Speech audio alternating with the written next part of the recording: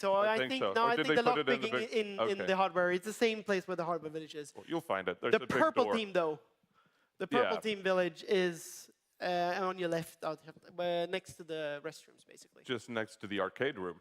Yeah, we also have an have. arcade room. That's in other cool things. Yeah. Arcade.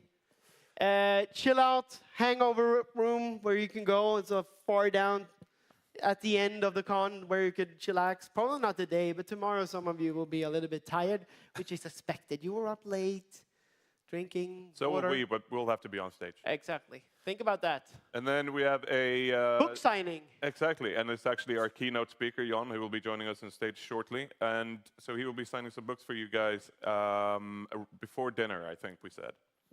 Exactly. Big fun. And then we have our friends at Chalmers who actually provided us with the official CTF this year. This is the link. Hopefully this is the link because DNS is hard. Scan the QR code, I dare you. If it doesn't work, find Anders and make him change it. Perfect segue. Yeah. He will fix it. Yeah, we talked about this. Visit the hardware village to get a firmware in your badge because then it will be a lot more fun. And there you can also get the expansion cards if you want to. Yep. Lockpicking. This is cool, though. We don't really know how this will play out, but we'll try it. So there is a lockpicking competition this year, and you will win nice prizes as well. So the idea is you go find the lockpicking, you go to the lockpicking village. Which is adjacent to the hardware village. We know that for sure now, right? Exactly. We're good at this. Shit. You go there, and then you qualify. And if you are among the chosen few that have the skills needed, you will compete at the grand final here on stage. Which I believe is an actual huge door with a bunch of locks on it. Yeah, it will be really time fun. limit. And we will do that during dinner. And nice prizes as well. So go hone into your lock-picking skills. Yeah.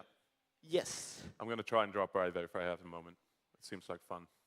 And here you can find the schedule and our YouTube stream. I'm not sure that anyone here sort of needs the whole YouTube stream. Well, maybe if someone wants to go and chill out in their room. Yeah. Watch the talks from there, classic DEF CON style. Exactly. Then, you definitely can. Are you tired of us yet? Good question. Me too. So let's start this off, right? Yeah, let's do it. So this is someone who spent years exploring web defenses. But today, Jon is diving into something a little different. A little, very different. So our keynote will be sort of covering hacker fiction. So this will be a fun ride through movies, books, and other truths behind the tropes, I guess. So please help me welcome Jon Wilander.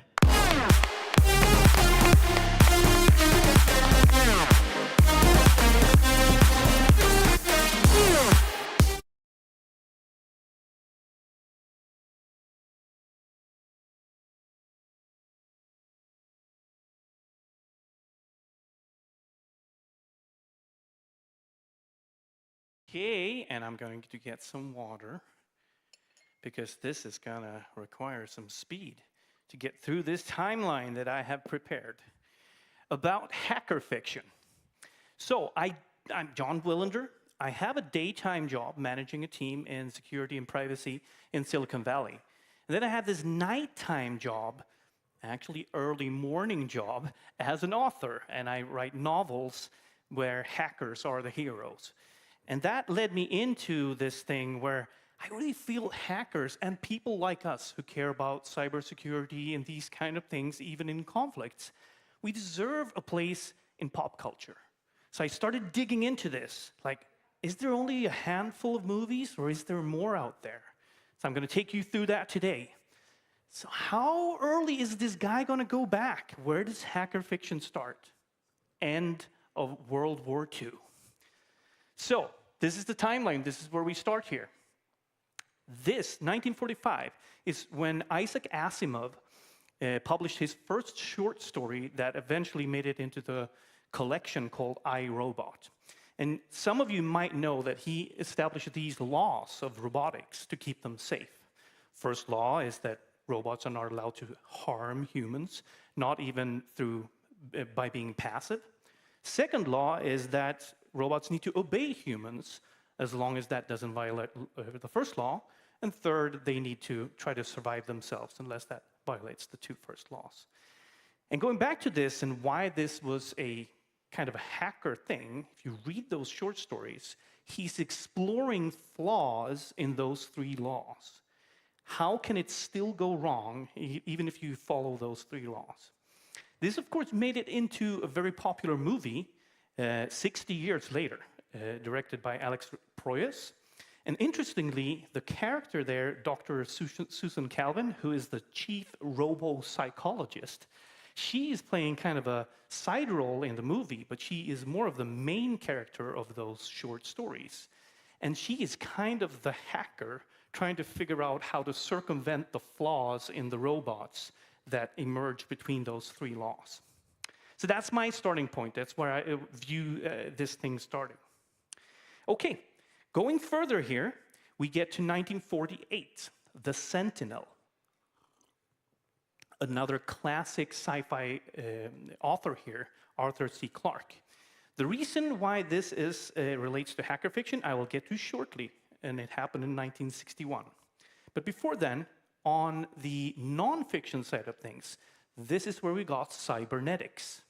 A book called Cybernetics, or Control and Communication in the Animal and the Machine, exploring kind of cyborg things, information theory, feedback loops, how you can control biological beings and such. And a lot of inspiration for fiction that eventually came was related to this very seminal book.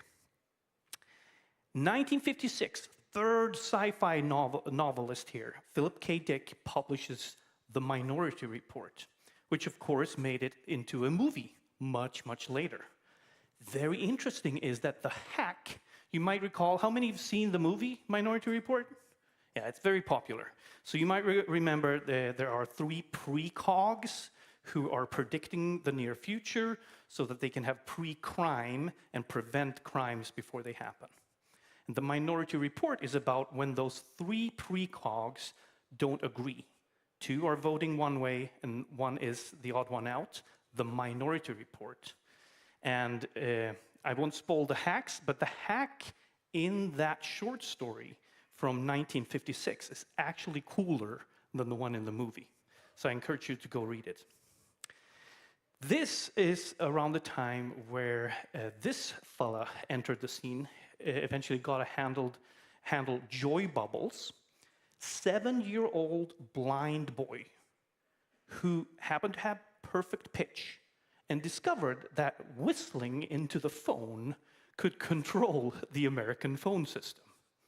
This is the advent of phreaking, or hacking the phone system, for instance, to get free national calls. And that later developed to a friend of his, who later took the handle Captain Crunch. Now we're getting into like the original hackers here. John Draper. He discovered that a special whistle in the cereal brand Captain Crunch produced that exact pitch, so you could use it even if you didn't have perfect pitch yourself to hack the phone system in the US. And this, of course, spread, and people were going after buying these cereals only to get the whistle and to be able to make free calls. There's an excellent documentary, the link here at archive.org, that you can go check out, and it tells this original history and then going forward. Okay, back to the timeline here. So now we get to why the Sentinel was important. It was the basis for the movie 2001: A Space Odyssey, which of course features the computer and AI HAL 9000, and there's this conflict between the computer and the humans, and eventually the humans have to hack and disable the AI to be able to survive. 1966, less known author here, T.F. Jones, wrote a book, Colossus, that's highly relevant today. It's fascinating when you read this kind of stuff. It became a movie already in 1970, so that's that arrow. This one, the premise of this book is that the superpowers of the day, of course the Soviet Union and the US, both establish supercomputer AI that are tasked to establish and maintain world peace. And to do that, they get access to the nuclear weapons arsenal so that they can threaten and deter. And then you can kind of tell where it goes from there, right? When these computers that are much more intelligent in some way than humans start discovering that humans have flaws. Well, if I take over here, I can maintain peace, and that's my main task. And these two supercomputers discover each other and start talking. It's a very fascinating early hacker fiction. 1968, Philip K. Dick publishes Do Androids Dream of Electric Sheep? And this is the book that later gave us the Blade Runner movie. So that wraps up the early days. We get to the 1970s, counterculture. A lot fewer dots here on this timeline. But in 1972, we got The Terminal Man by Michael Crichton. This is about connecting computers to brains and controlling the mind, that kind of thing. Later, he became a very famous author because he wrote Jurassic Park. So that became his kind of most famous work. Then I just want to mention The Conversation here, movie by Francis Ford Coppola. This goes much more into privacy than security, but it's a fascinating movie about 70s technology and trying to surveil people, record, that's why it's called The Conversation. They're trying to record a conversation that's ongoing, people who are moving and then stitching it together and figuring out what was said and why did these people say this. Very fascinating. Also great because it's from the era where movies didn't have to have a happy ending. So this movie's pretty dark. 1975, we get to a point where you have the home computer revolution starting. So you have the homebrew computer club in Silicon Valley. At the same time, you have the punk rock rise, both in New York and the UK, around 74 to 76. And this was the origin of cyberpunk. Turns out that it was coined in 1980 by a man called Bruce Bethke. Once I learned about this, I actually tracked him down and emailed him. He still works in the tech space. He's working on supercomputers. And he explained that, yeah, it was cyber from cybernetics, and then punk, which was super cool back then. And he envisioned that hackers would be kind of punks. And that's how he combined the two into cyberpunk. He also told me, yeah, my original short story called Cyberpunk is still out there on the web. And I hadn't found it. I don't know about search indexes, but something made me not find it. But he gave me the link, so you can go check it out. It is absolutely straight up cyberpunk, you know, with good banter, a lot of nerdy stuff going on, and pretty forward-looking stuff. So it's an example of something I review in my newsletter. I try to track these kind of things down and write about them. So going forward here, back to the timeline, 1981, another giant in this space enters, William Gibson. Publishes 2 short stories that are really meaningful in this year. First, the one Burning Chrome. That one did not become a movie, but it's where he introduces the term cyberspace. There were 2 Danish artists back in the 60s, I believe, who also used the term cyberspace, but it had nothing to do with technology and computers. It was an artsy thing. So he was the one who coined the modern term cyberspace. And then, of course, the short story Johnny Mnemonic made it into a movie in 1995. And I was happy to see that we have a company here named Mnemonic too. Made me happy. So 1982, we get Blade Runner. I already mentioned Do Androids Dream of Electric Sheep? That's where that ended up. But we also got the Tron movie.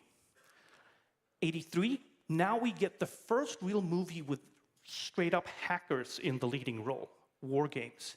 I still remember when I watched this the first time and how we were debating in the playground whether floppy disks or hard drives were better.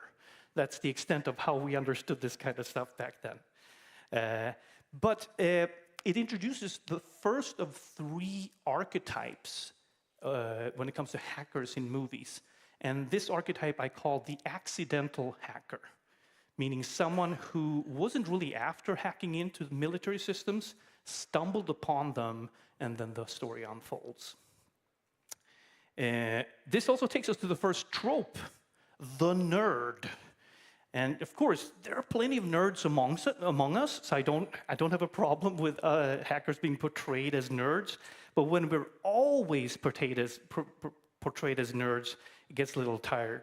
So I just want to point out here that the uber nerd in the War Games movie is this person, Eddie Deezer, and he was pigeonholed by Hollywood.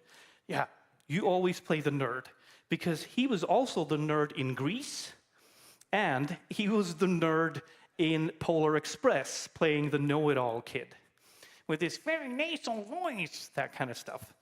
So he's the uber nerd of Hollywood. Okay, back to the timeline here. 1984, Neuromancer, really setting the stage here for cyberpunk novels by William Gibson. Epic story.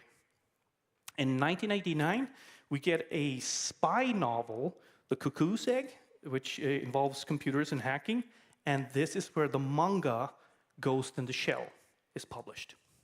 Okay, that takes us to the last reference going forward here, of course, the movie Ghost in the Shell, which indicates that 1995 may be a special year in hacker fiction. 1990s, hackers go mainstream. Oh yeah, 1995 is the best year so far for hacker fiction.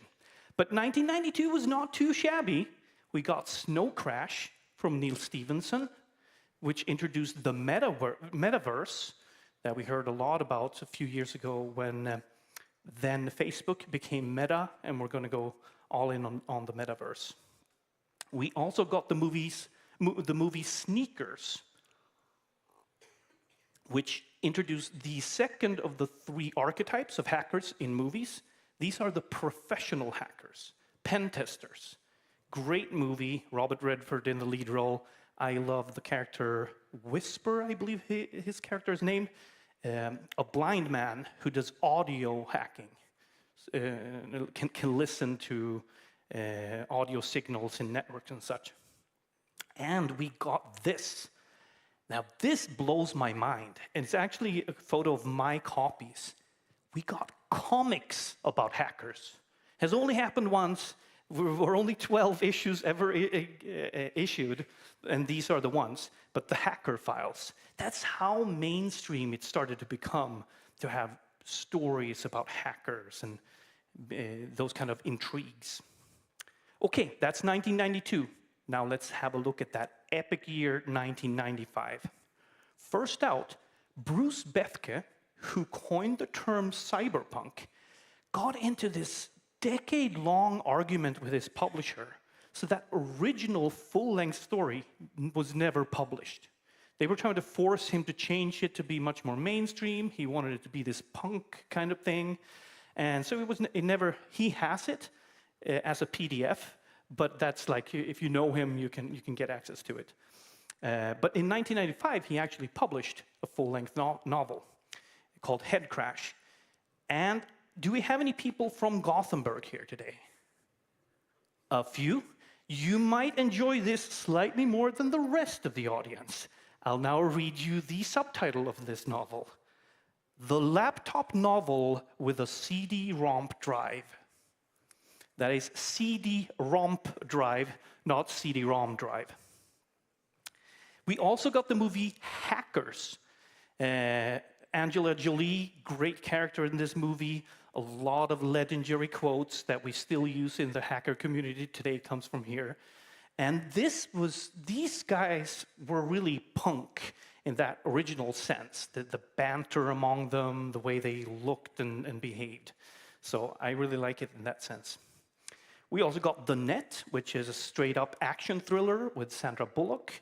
This is where some of you might recall there was the pi sign in the corner of a web page, and if you click that, you got to some secret part of the web page, and the story unfolded. And this is where we get the movie Johnny Mnemonic, Cyberpunk with Keanu Reeves, Ice-T, the rapper, and Dolph Lundgren. If you've not watched this, you need to watch this thing. It's great. Which brings us to the next trope, typing fast. You've seen this in these movies, like, oh, such a great hacker, right? And it brings us to another movie that came out in 1995, GoldenEye. I love me some Bond movies, but here the hacker to the left, Boris, is often typing super fast, and it's supposed to convey, oh, he's a great hacker. Interesting with this movie, it's that you have two hackers fighting each other. To the right here, you have Natalia, of course, the actor, Swedish actor Isabella Scorupco, and they're fighting each other. So that's a kind of a novel thing in hacker fiction going on here. And the last movie in this epic year in hacker fiction actually got this typing fast trope right. And it's this one. This is where we get Ghost in the Shell, the anime. And I actually have animated GIFs to show you how they got this right. So I hope I can click to start this. So first, if you're going to type fast, you need to be a cyborg. And then this is how you type fast. So that wraps up 1995. Great year for hacker fiction. And I hope at this point you've already gotten some good inspiration for this summer. Like maybe I should be reading some of these books or watching some of these movies.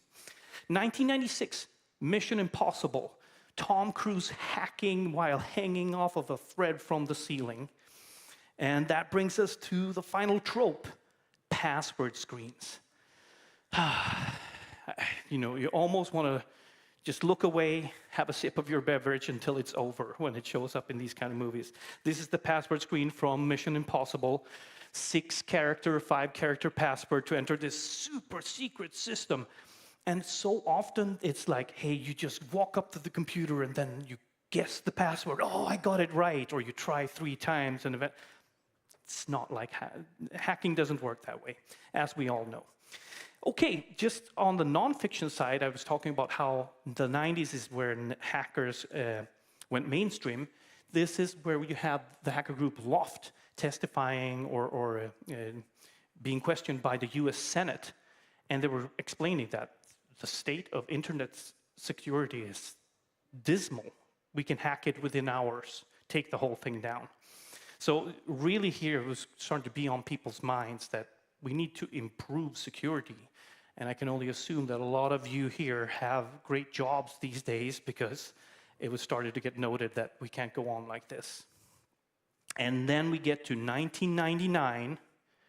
We get first Cryptonomicon from Neil Stephenson, Act of the Apostles by an indie author named John F.X. Sundman, an American who actually has heritage from Sweden.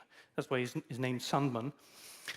Great book, kind of 90s style. Again, a lot of banter, a lot of F-bombs dropped in that one.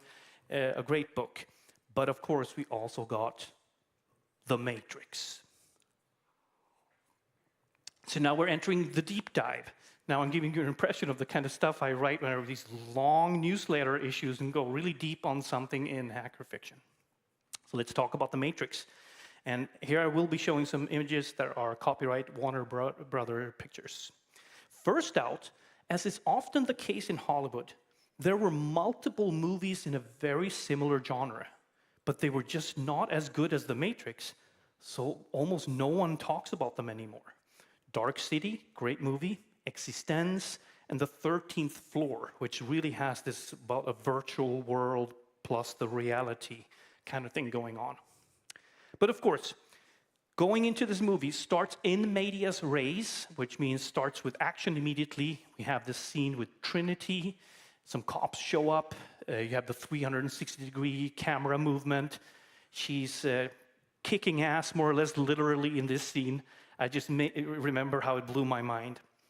Eventually, we get to see this Mr. Anderson, who has some corporate computer job, probably some kind of hacker in his spare time, and his personal computer at home gets hacked, and he gets this message. Wake up, Neo. The Matrix has you. Follow the white rabbit. Knock, knock, Neo. So a few friends show up at his apartment. There's a girl there with a white rabbit on her shoulder. He follows them to a club, and there he meets Trinity. And she explains to him that you've been thinking about something. You're wondering what the Matrix is. There's a person named Morpheus who can help you answer the question, what is the Matrix? But you need to follow his instructions. There's an interesting dialogue going on here because Mr. Anderson realizes that Trinity is this famous hacker. And he refers to it as, oh, you're the one who cracked the IRS DBase. And I think, so IRS is the tax authority in the US, so that one's pretty simple. And DBase, I guess, is just a database and some lingo in there. So a reference to her past as a hacker. Morpheus tries to help Neo, Mr. Anderson, who eventually becomes Neo. But he refuses to take their help and is captured by the agents. You might remember Mr. Smith. They place a tracer bug. You remember it goes in through his belly button. And they explain that he's now bugged.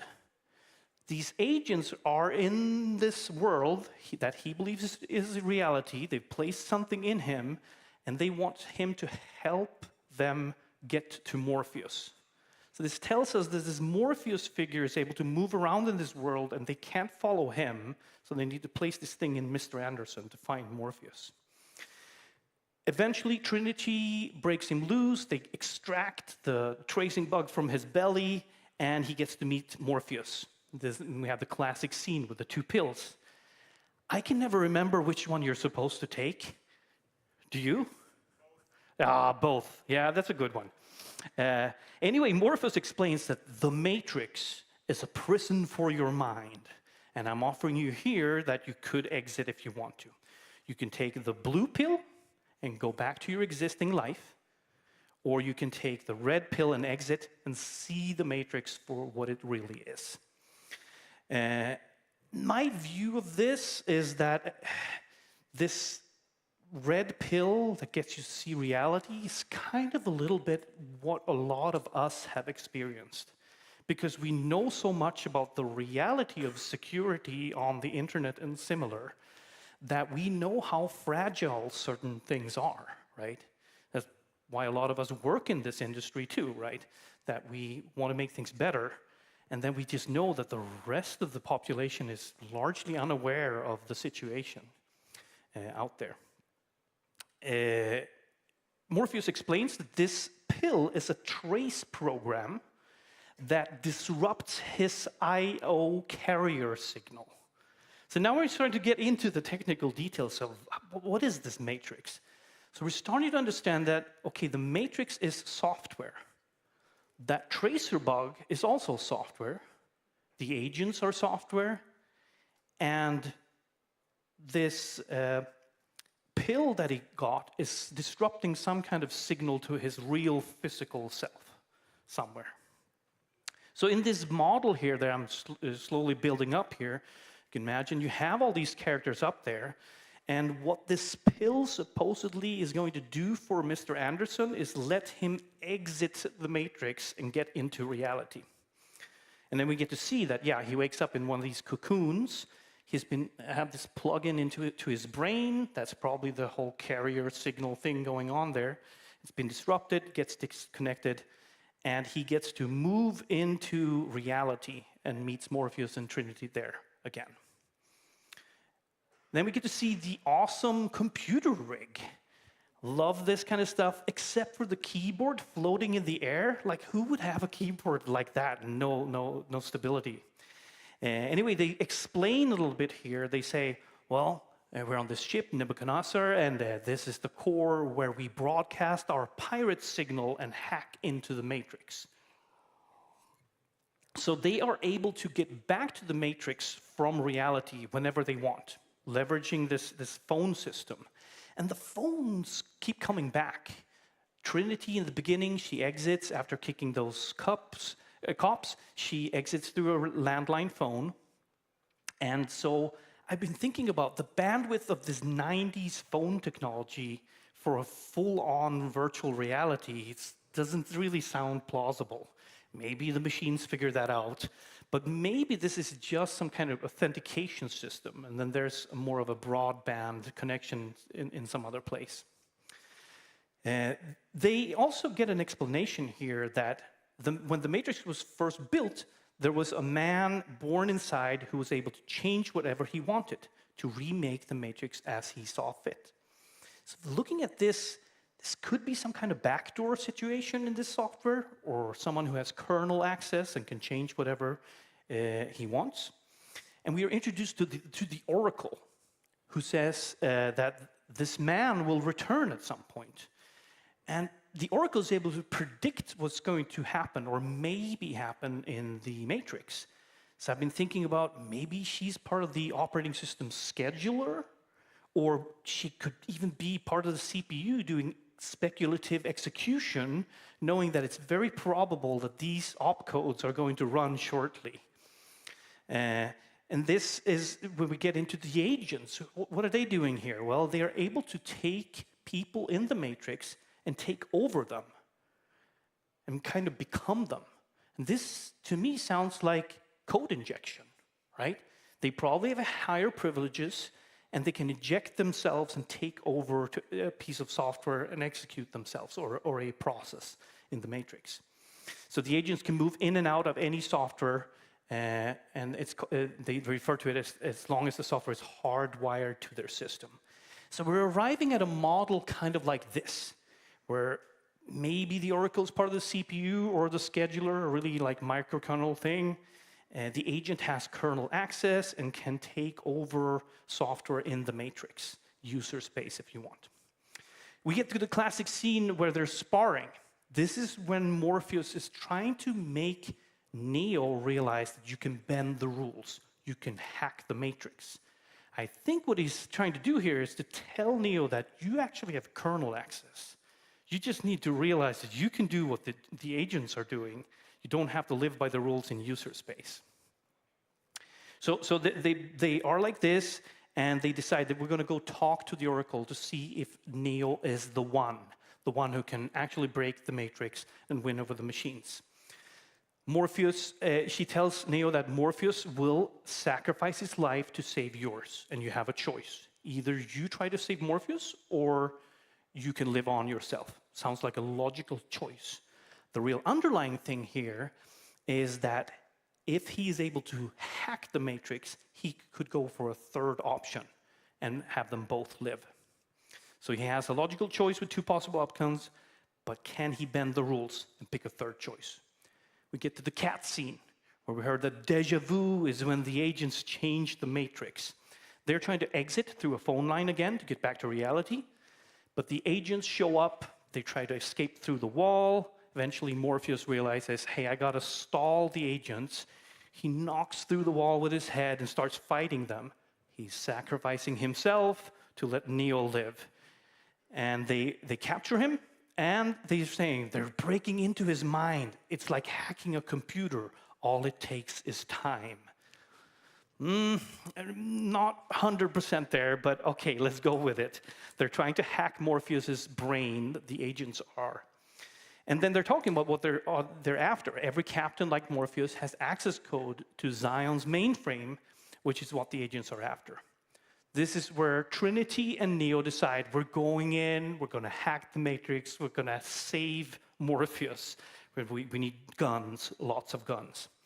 You get into a bunch of fighting scenes, a lot of shooting. This is where Neo starts behaving as if he has higher privileges. He can move super fast, dodge bullets. Eventually, all but Neo make it out through a phone line again, back into reality. He's stuck in the Matrix and has to fight the agents himself. He gets shot, dies, wakes up, and now he has discovered, I have privileges. I can do more. So he's able to see through the Matrix. This is just software. I can deal with this. And he eventually runs into the agent, Smith, breaks into him, and takes over him. So he does code injection into the agent process. So he probably has even higher privileges than that the agents have. So that's how you end up with this kind of the model of the Matrix and how I think this could actually work in reality. And I'm not the only one, this is Neo taking over the agent, I'm not the only one who views this as a hacker movie. There's this great Wired article where they're arguing The Matrix is the best hacker movie ever. So you can go check that out. Okay, I'm almost out of time, so I'm going to rush through the last of my timeline, 2000 until today. So we got a bunch of movies here, some of them not so great. We had Swordfish, that got a lot of flack because the hacker is buff, like muscular. But nowadays we have this hack for health kind of thing going on. So I don't know, maybe today it's more okay. We got a movie called Cypher. This is where we got the Minority Report movie with Tom Cruise. 2003 is when the Anonymous Hacktivist Collective is formed. We get the iRobot movie I already mentioned, and also one called Paranoia 1.0. And we get V for Vendetta, and for all you Swedes here, the girl with the dragon tattoo, or Män som hatar kvinnor, by Stieg Larsson.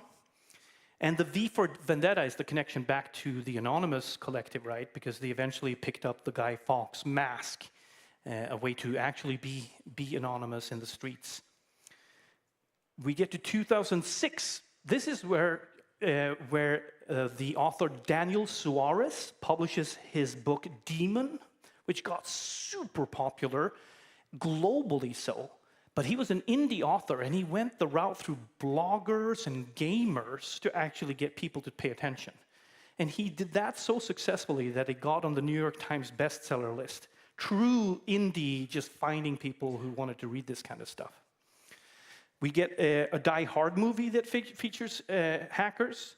Little Brother from Cory Doctorow comes out. I think he's published at least 2 more books in this series. 2011, we got some good stuff. We got the international release of the Stieg Larsson story, The Girl with the Dragon Tattoo. This is when Ready Player One was published as a book.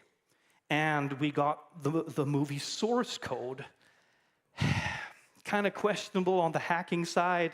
There's some smartphone downloading some flash files. So yeah, okay, they kind of got something right there. But and you know, back then, 2011, that was all the rave in web hacking, right, with flash files. And eventually, Daniel Suarez published another one. Now we're getting into modern times. So he's in this book, Kill Decision. He's exploring autonomous military systems that can kill without a human being involved. And he later gave a TED talk on that topic based on having written about what may come in the future. Going forward, we had the Snowden disclosures in 2013. Then this is where we got the book The Circle that eventually became a movie in 2017. Got The Imitation Game, about Alan Turing's hacking or breaking of the Enigma. Interesting here is that The Imitation Game, the title of that movie, is actually the title of the research paper that defines the Turing test and has nothing to do with the Enigma. They just chose to combine the two. There was a movie called The Signal. 2015, we get Black Hat the movie, but also Mr. Robot. The most realistic fictional hacker stuff. It's a TV series. Great. Oh, spend a lot of time with Mr. Robot. And of course, this is where The Mask also makes it into fiction. They have their own version of it, but very, very similar to Guy Fawkes. And sadly, the trope, black hoodie. A little bit tired of that one. Maybe I should have worn one today. Going back here, Snowden becomes a nonfiction movie. And this is a book that I've reviewed in my newsletter, written by Anna L. Davis. It is around biohacking. So we're starting to get those kind of fictional stories too. Now we're getting into modern times. The movie Ready Player One, and a Netflix movie that not too many people have been talking about, but it's great. Anon. You should check it out. There's a movie called Kimi, and this is when I entered the scene. So I published my first novel in 2022, Identified, heavily focused on privacy things. 2023, if you're into nonfiction and security, cyber conflict, AI, I recommend this book. This is exploring where we might be headed in terms of international conflict in the age of cyber and AI. A lot of interesting things in that book. And now we're at modern times. I published my latest book less than a month ago. So that wraps it up. I just want to mention that you can find me on the web, on Mastodon. I will have a signing table here. I think we have 10 copies of each of my 2 books. So if you're interested, you can go buy them there. And with that, thank you. Thank you, Jan. Really interesting talk. So now we're going to try the things that Swedes are famous for, is asking questions. Anyone has a question? We have. I love you. You can stay. I prepared. I think you're getting a microphone, yeah. Yeah. Hi, hello. Thank you for the presentation. It was very interesting. What about William Shatner's Tech War? Sorry? William Shatner's Tech War. Uh-huh. Tech War? Yes, T-E-K War. So when did this come out? It was like during the 1980s. Ah. It was a shadow writer. It was not William Shatner himself who wrote it. He was just like the face of it. Well, I love this. I have something new to check out, right? Got to add it. Thank you so much. I also recommend some video games like System Shock as well, but you have to look into deep in that. Uh-huh. Thank you for the presentation, though. Yep. Anyone else? I actually have a question. Oh, go ahead. So let's say you're going to recommend 3 books that everyone here should look into. Which ones? I think Neuromancer is just, the language is very complicated. It takes a lot to read that thing. Yeah. I read it in Swedish first, but so maybe I won't recommend that one. Snow Crash is a little easier and really, it's a big one. So I'd probably put Snow Crash in there. Demon by Daniel Suarez is just so awesome. Very violent, though, so if you don't like that, then maybe you shouldn't read it.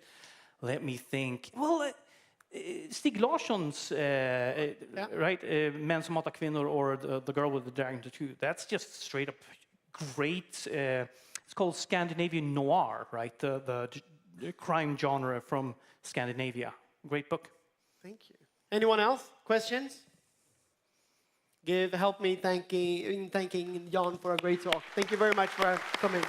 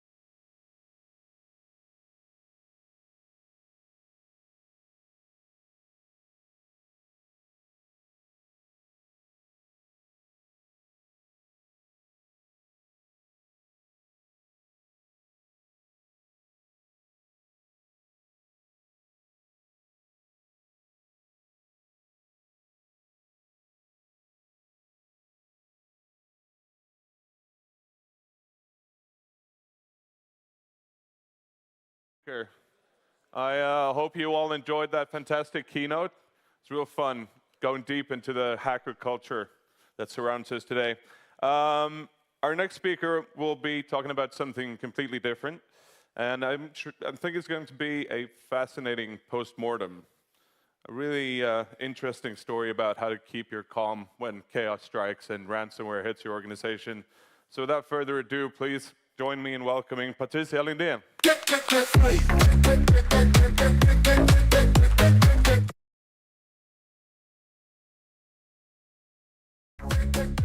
Thank you.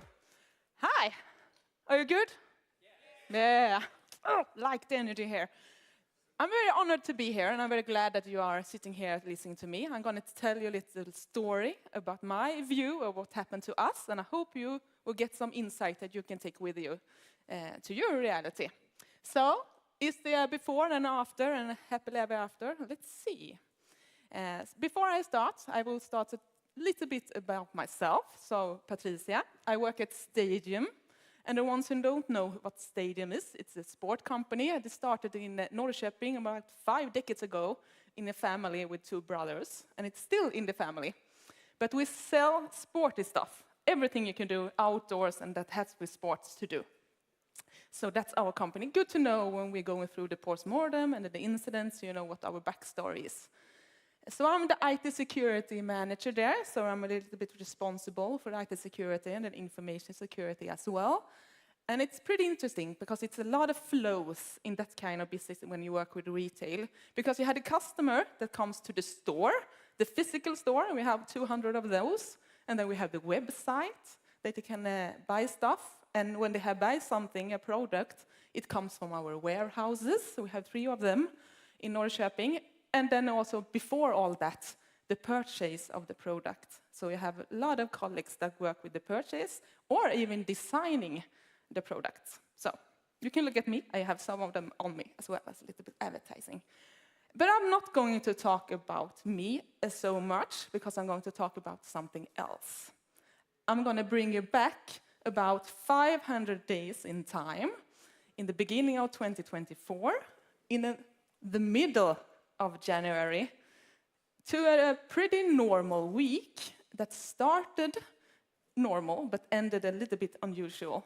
But let's set the scene first. So it was January. It was snow. A little bit different from this year, but it was snow in most parts of Sweden. So that was good. We had something that was not so good. There was the war between Ukraine and Russia. They had intensive battles this week, and there were drones and everything. And then we have the Swedish astronaut Marcus, who went up to the space. And also our national competing team in handball was in Germany defending the colors. So now you know a little bit. Now you are in this week, how it was. So I'm going to tell you a little bit about some other stuff that happened that week. And I will start by telling you a little bit about my work, what I do, so you can take a little bit hint of how it is to working at Stadium in this kind of stuff. So, it starts on a Monday, the week. So that's not so impressive, right? But we started the week, and I started the week with a demo of a vendor or a supplier for a security operations center or a SOC, because we are in a process for getting one. We hadn't this up. We have now, so you can take a breath. But in that time, and before that, many of our monitors, the monitoring outside office hours, was heavily relying on me and my colleagues' loyalty. So the incident response time can be a little bit different because it was a Saturday or a Monday or a Tuesday. So this was very important for us to have something that has 24/7 that can help us if anything's happened. So I started with my week with a demo. And then on the Tuesday, I conducted a lot of interviews. I think there was like 5 of them this day. And why did I do that? Yeah, I tried to measure or have a quantitative value of our security awareness. So this is one thing to do it. Okay, you can't have a result that says 3 or 4, but you can measure how security aware the people you interview are and how it looks the next year and then compare. So this was one part of our security audit, just to figuring out how we are doing. Then I updated our risk policy. So I wrote it, but I don't own it. I don't own it anymore. I owned it before this. But now the board is the owner. So we have moved the ownership from some of our policies in the security higher up in the organization. So that's good. And I also evaluated a risky user. So there was a user in a store that looked like he was in, I think it was Hungary, but he was in Alingsås of all places. So that's some sorts I start to do. But now we are getting to a little bit middle in the week. So Wednesdays at Stadium is office day. So what does that mean? It means we have breakfast with our department, and we also have a training or a workout during the lunch for all the office, all the employees at the office. And a little bit interesting thing here is that I am the instructor of the workout, so that gets me opportunity to just point with my whole hand and say, do this, and they listen, and they are positive. Not other way when I do the IT security things and come with my requirements, they are not quite positive, and they don't appreciate it when I yell at them. But it's good to have the both things and can try it on. So, what did I do next? Yeah, the PCI, or the pay card industry, 4.0 had some new requirements that were affecting in March. So we had a meeting to plan how we're going to fulfill the last bits of that. So we planned that and have a meeting. So now we go on Thursday, and now it's getting a little bit more exciting, a little more unreal than it was from the beginning. So I started by updating as well. It's a lot of documents to update when you're working this kind of business. It was the travel security, because we have noticed it in our risk analysis that the board or the group management like to carpool to the meetings. And that's good in an environment perspective, but not so good in a security way. So we updated some of the bullets there to help them. And then in the lunch, I heard that we have a personal data breach. So there were an incident, and when I got the knowledge, it was pretty done, you can say, because they have figured out what was wrong. They have fixed it. So it was a few of our members that had the possibility, if they know, to go to and see information about another member. So that's not good, but we found it out, we solved it. So the last part of it, when I got the information about during lunchtime, was just to inform. So just inform the few, and there were very few, I can tell you, that this has happened, and it's a chance. It might be a risk that this has happened to you. So they say, okay, it's just this bullet. And when they had done it, this happened. So the ones who can't read Swedish, there was that the personal data may have leaked from Stadium. So this was a bit concerning. So we had a crisis meeting here on the Thursday as well. There have been a lot of them during the week later. But this was just to inform the group management what had happened and what we have done, and we have fixed it, and we have evaluated it, and we had worked with it, and we had informed them. And in the meeting as well, we have to figure out what the next step will be. Is it to communicate also in the media and say this is fine, or just saying nothing? So we had a meeting there. And on the evening before this, I was going to go by train to Malmö, and as I spoke about the snow before, it was a little coincidence. So the snow did my train late, so I can have this crisis meeting. So that was a good coincidence. But I closed the incident, I information and the group management, and I went by the train. So Friday, the beginning of the weekend. The day spent on the work, just evaluating the incident that happened the day before. Just figuring out what we did wrong, what we did do good, and how it's not going to happen again. So we had a post-mortem of this incident. And then, about 12 minutes past 4, I was ready to take the weekend. So I chatted with my boss and said, oh, good work this weekend. Hope you have a fine trip and a good one. And I will gladly say, I hope I don't hear from you on Monday. And we were, oh, cool. So that was the ending, and I took the weekend. And we were so wrong. I have never spent so much time with my boss as I did that weekend. But I didn't know that then. So happily, in the Friday, I watch a movie, eat dinner, etc., the usual stuff. And around 9 o'clock, it popped up a chat in our operation chat that was one of our coworkers saying, it's something wrong with our ERP system.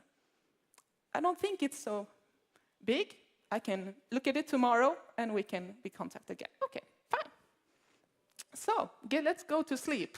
And I woke up to a new chat. Sorry, it was just a few hours I spending for my boss. And then this comes. So it's in Sweden, excuse me again, but it says our supplier seems to have a major incident. We can't reach our ERP system, we can't reach our website. We think they will be bigger than this. What are we going to do? So this was a good wake-up call. And after I read this, I called my boss, and we decided that we should have the first crisis meeting before breakfast, before 9 o'clock on the Saturday morning. So when we waited for the other participant to join the call, I also did my little research and tried to go to our web page, and I was seeing this. So this is our ordinary page that comes up when the site is down or some issues, if we're doing some updates or if there's anything else wrong. So very standard. This one changed a few hours later, but that was the first one. And I also looked at the news, of course, what is in the world. So the cinema, the Saturday cinema, the movie coziness was threatened. And that was the first news. Then it was Trägårdh, Systembolaget, Rusta, and a lot of others who were affected. But this was the first one that I catch. So what am I talking about? So if you're not working at a company that was affected, or maybe you live abroad, or maybe you didn't go to the cinema that Saturday, or maybe you lived under some kind of rock, this happened. So a ransomware at our supplier. So they had been hacked, and they had a ransomware, and for protecting the customers and themselves, they shut down all integration. So we couldn't access any data. So that's what was happened for us. So it was a ransomware at there was a ransomware of this data center in Sweden. But I'm not going to talk so much about the technical or what happened in the incident or what the supplier did. I'm going to talk about what happened at our facility or our place. So this is a little bit overhead picture of what happened. So we started the incident. It started on Friday night or evening. We didn't know that then, but we started to work with it on the Saturday. So the 9 o'clock sharp, the first crisis management meeting of 35, I think it was, totally. So we went into emergency crisis. That lasted about 1 to 3 days. So first it was very important for us to know what the scope was, what had happened. And I can also inform that in this first meeting, we didn't know that it was a ransomware. I don't know if the supplier did know, but he didn't tell us. But we didn't have the information. I don't think they have it either. So that's also an information. We had that a little bit later. But the first meeting, but the scope, which systems are affected? What are the consequences? This was on a Saturday. And what happened if we can't go to work on Monday? The ones who works in the offices. How affected are our stores? Can the stores do the business as usual, or are they also having complications? And this was also the end of the month. This was like the 20th, right? Do our co-workers or our workers can they have the salary? That was one of the first questions as well. What do we do? So a rough plan on how we are going to do the first steps.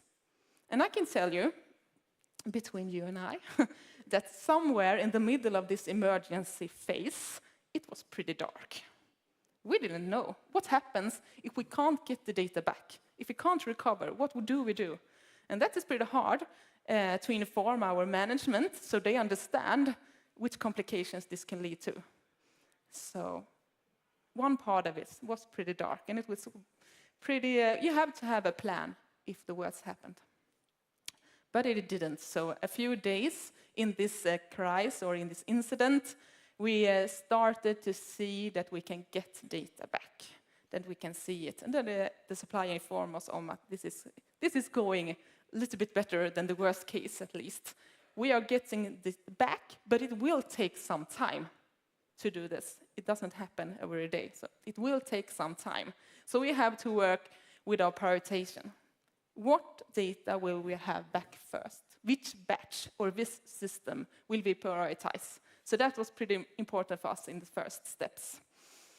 And then we started also have solutions group based on these flows, as I said before, the warehouse flow or getting the products to the stores and how we are working and that sort of thing. So we worked in different groups. And also, when we get back the data, the supplier, of course, has tested it and verified it, but we had to do that as well. So that's why it takes a lot of time. And when we had started over and bringing up the new service, etc., we also took the time, of course, to fix some of the issues we know that we had as well. So it was a little bit more time updating and then doing it a little bit right there. So 1 week, the Friday after the incident, our ERP system and our website was up again. So the most critical parts that we have prioritized was up again. So this was a good day in the crisis management.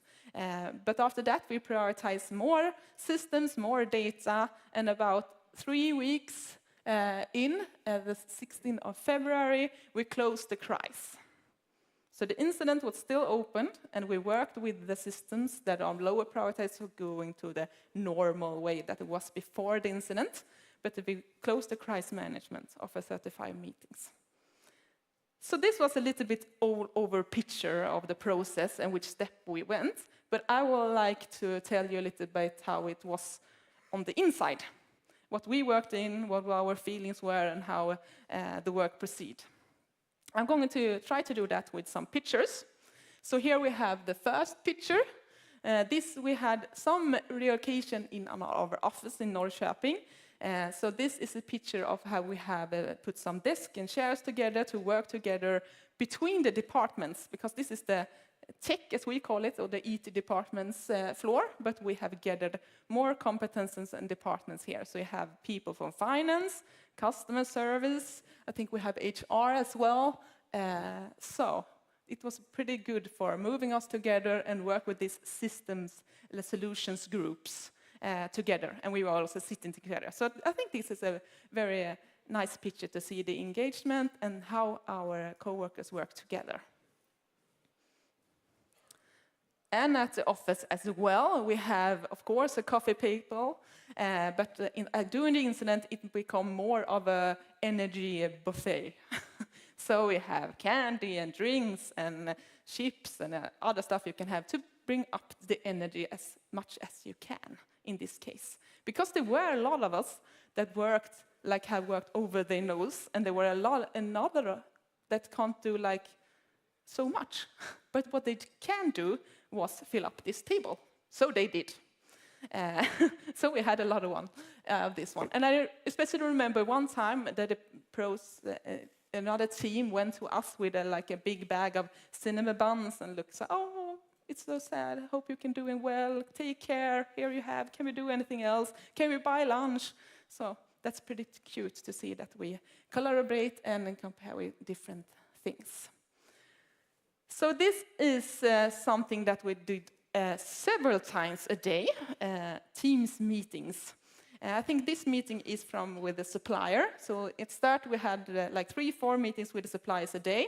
And the supplier, we had a customer team, or they had a customer team. And that was the same guys that we work in a daily basis, so recognized faces. But they also had a recovery coordinator that helped us, or rather told us how the data was coming back, what the status was, what's the time plan, how is it going, how can we get back this. So they also have a backup and crisis management as well. But we had a lot of meetings. And as I told you before, we have 2 different crisis management groups. So we have this on the tech level and also of the group management level. But a lot of team meeting it was. And I was the link between those 2 crisis managements. So And sometimes we were at the office, so we come like a hybrid meeting, but most of the times it was only on Teams. During the first period of the incident, or I can say the first week, some of us worked a lot, doing all week in hours. So this is my computer in my bed before bedtime. Not to recommend to do that, but in some cases you have to do it, and the bed is cozy. So, but we worked a lot of hours. In the beginning of the incident, we didn't really know how this is going to play out. How long is this going to take? How long is it going to work on this? So in the beginning, we just moved on and tried to grab it. But after a while, we noticed that, okay, we can't work like this. We will break. So in some days in the incident, we did a schedule that we have, okay, you are responsible today, and you are free today. And it was also important for us to start every meeting with, how are you? How are you doing? How are you feeling? Do you feel that you're working too much? And that sort of stuff. But we had the schedule, and I was the first one to be ordered home on the Friday that I talked about before. The Friday when everything happened. The ERP system and the website was up. I will never know if it was because of me, or maybe because I wasn't there, they went up. But after that, several of us also had scheduled free time or off time. Because I was home on the Friday, then I could work on the Saturday and the Sunday, and someone else was home that day or did have the days off. After this incident, we have the Swedish activity break, that's sportlov.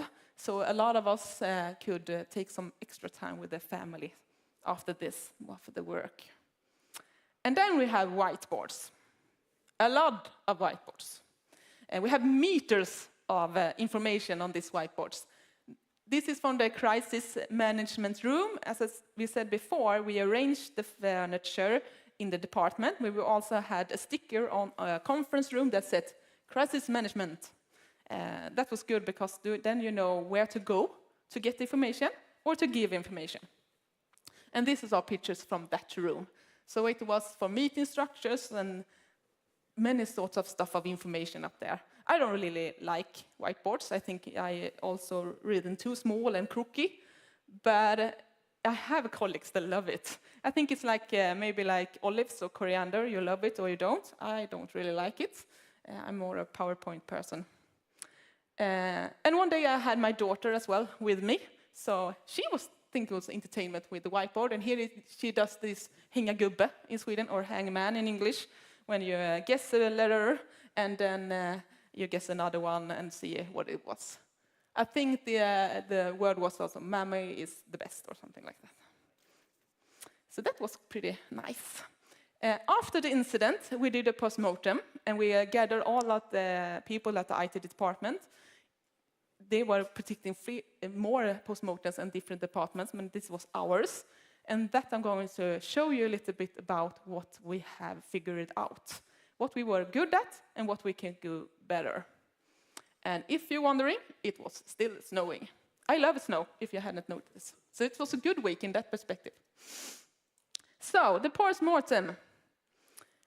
We will start by looking at what we did good. What was our strength during this incident? And then we will look up some things that we can do better, that we have worked on since this happened, because it was 500 days ago, so it could happen some stuff through this time. So the things we were good at. The crisis management, our group management had a crisis plan for some time, and they had also practiced this during the pandemic and that sort of stuff, but never in like a security incident perspective. I have been in many meetings telling them, this could happen. And they no, I don't think so. It hadn't happened. You can prove it. Now I can prove it, so that's good. But and they have also did some work with the crisis management plan according to the technical part. But we have a tech crisis management as well. So we have two crisis management that works together, and in doing this incident, I was the link between those. So, but the tech department's crisis management wasn't that old, like months, maybe. before this incident that we have conducted.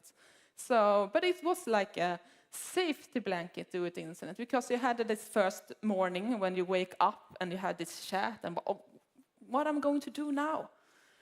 You can take this little paper and you can see, okay, I'm going to do this, I'm going to schedule a meeting, and I'm going to call this ones to the meeting, and the agenda will be this.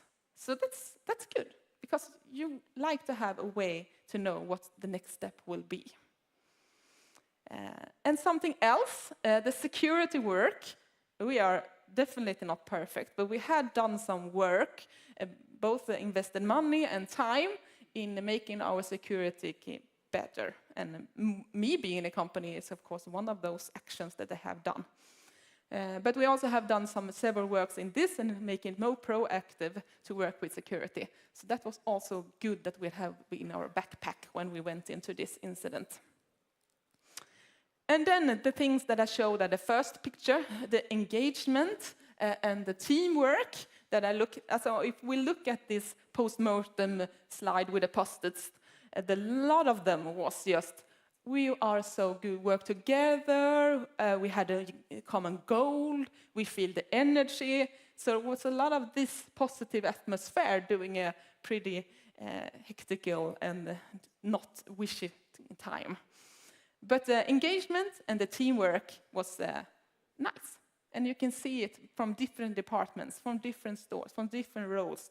And also the collaboration with the stores and the warehouses, because they also have a good competence in seeing what's affected and not.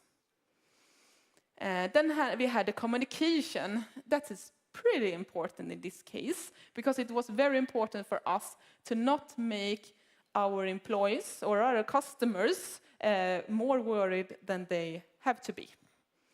So our goal was it's better to inform a lot. Maybe the information is just, okay, we don't have an update of the status, or the status is that we have working on it, but it's better to say that than just be quiet. So we work with the philosophy to inform. In our tech team, we had meetings in the morning, in the afternoon, and in the big, if you can say, the office, we have 2 offices, and then we had meetings like they have information at least once a day. Some kind of information. Maybe it was a Teams meeting sometimes, maybe it was just an email, or maybe it was just an update on our webpage saying, we're working on this, now is this system up, blah, blah, blah, blah, blah. So better to inform than to be quiet. If we're looking for the external communication, so with outside stadium, we informed, of course, our suppliers and the ones that had integrations with us to tell them we are having some problems or we're having an incident. So if you don't hear from us or you feel that we are acting unnormal, you know why. Because maybe there can be some suppliers that are waiting for a bill to be paid, and we can't do that. So it's good to inform that it's this case. And if we're looking to the media, as you said before, the cinema coziness, we were a little bit under the radar in the first day or so, and then it was just like it said stadium a little bit in the corner somewhere. So, but that suited us pretty well. There were other ones that was more affected or of this incident, and we can just work on in our little bubble, and that suited us pretty well. And the last one, you can't ignore that it was also a little bit of luck. It always is. Of course, it affected us, how our backup solution was, how our teams working with our suppliers, how our security work was before, blah, blah, blah, blah, blah. But it also was a little bit of luck. So this was some things that we did good. So what was the things that we thought that we could do better and that we have worked with from this time? This is some of them, the important ones maybe. The continuity plan. In this case, the incident happened at our supplier's space, so it's important for us to have a continuity plan to see what something like this happened, and that we know how the systems and the suppliers will react. Do we have requirements on our suppliers to tell us when this incident happened? they have demands that they have to do that, and how much time do they have for doing it? And maybe if they have an incident, what would we do? Are we going to shut down the integrations? Probably. But what will require the suppliers to prove to us for bringing them up again? So a lot of that work, and also the continuity is before that it was the salary time, if you can call it. But we have transferred the information to the bank already, so that was good. But what happened if the incident was like a week before? Then we haven't done that, and we couldn't send the information the way that we usually do. So we have to have a plan B. So this is also an example of the continuity plan that we now have in place for several systems and several suppliers. We have reviewed the ones that we had, and we had created some new ones. Documentation. Continuity plan is, of course, one of the documentations that we have to be better at, and we have been better at. Documentation is something you love or you hate. It's like what I said before, coriander. We have burpees as an example as well. You love it or you hate it. But in a security way, and the thing that I work with, it's pretty important. It's good for constituting the effectiveness. It's good for the traceability. It's good for transferring knowledge between different departments and roles and competences. So they have a lot of good things to do. Maybe it's a little bit boring, but it makes us do it better next time. Individuals, different roles during this incident had a little bit more to do than others, of course. But you can also see that there were some of them that became like a little bottleneck. Because they were a big part in different flows and different work when we have to transfer the data back. So that's one that we bring with us. So now we have done an effort to maybe make it a little bit less dependencies. So we have figured out which are the roles or the competences that we have that is dependent. And we have done a succession plan for this.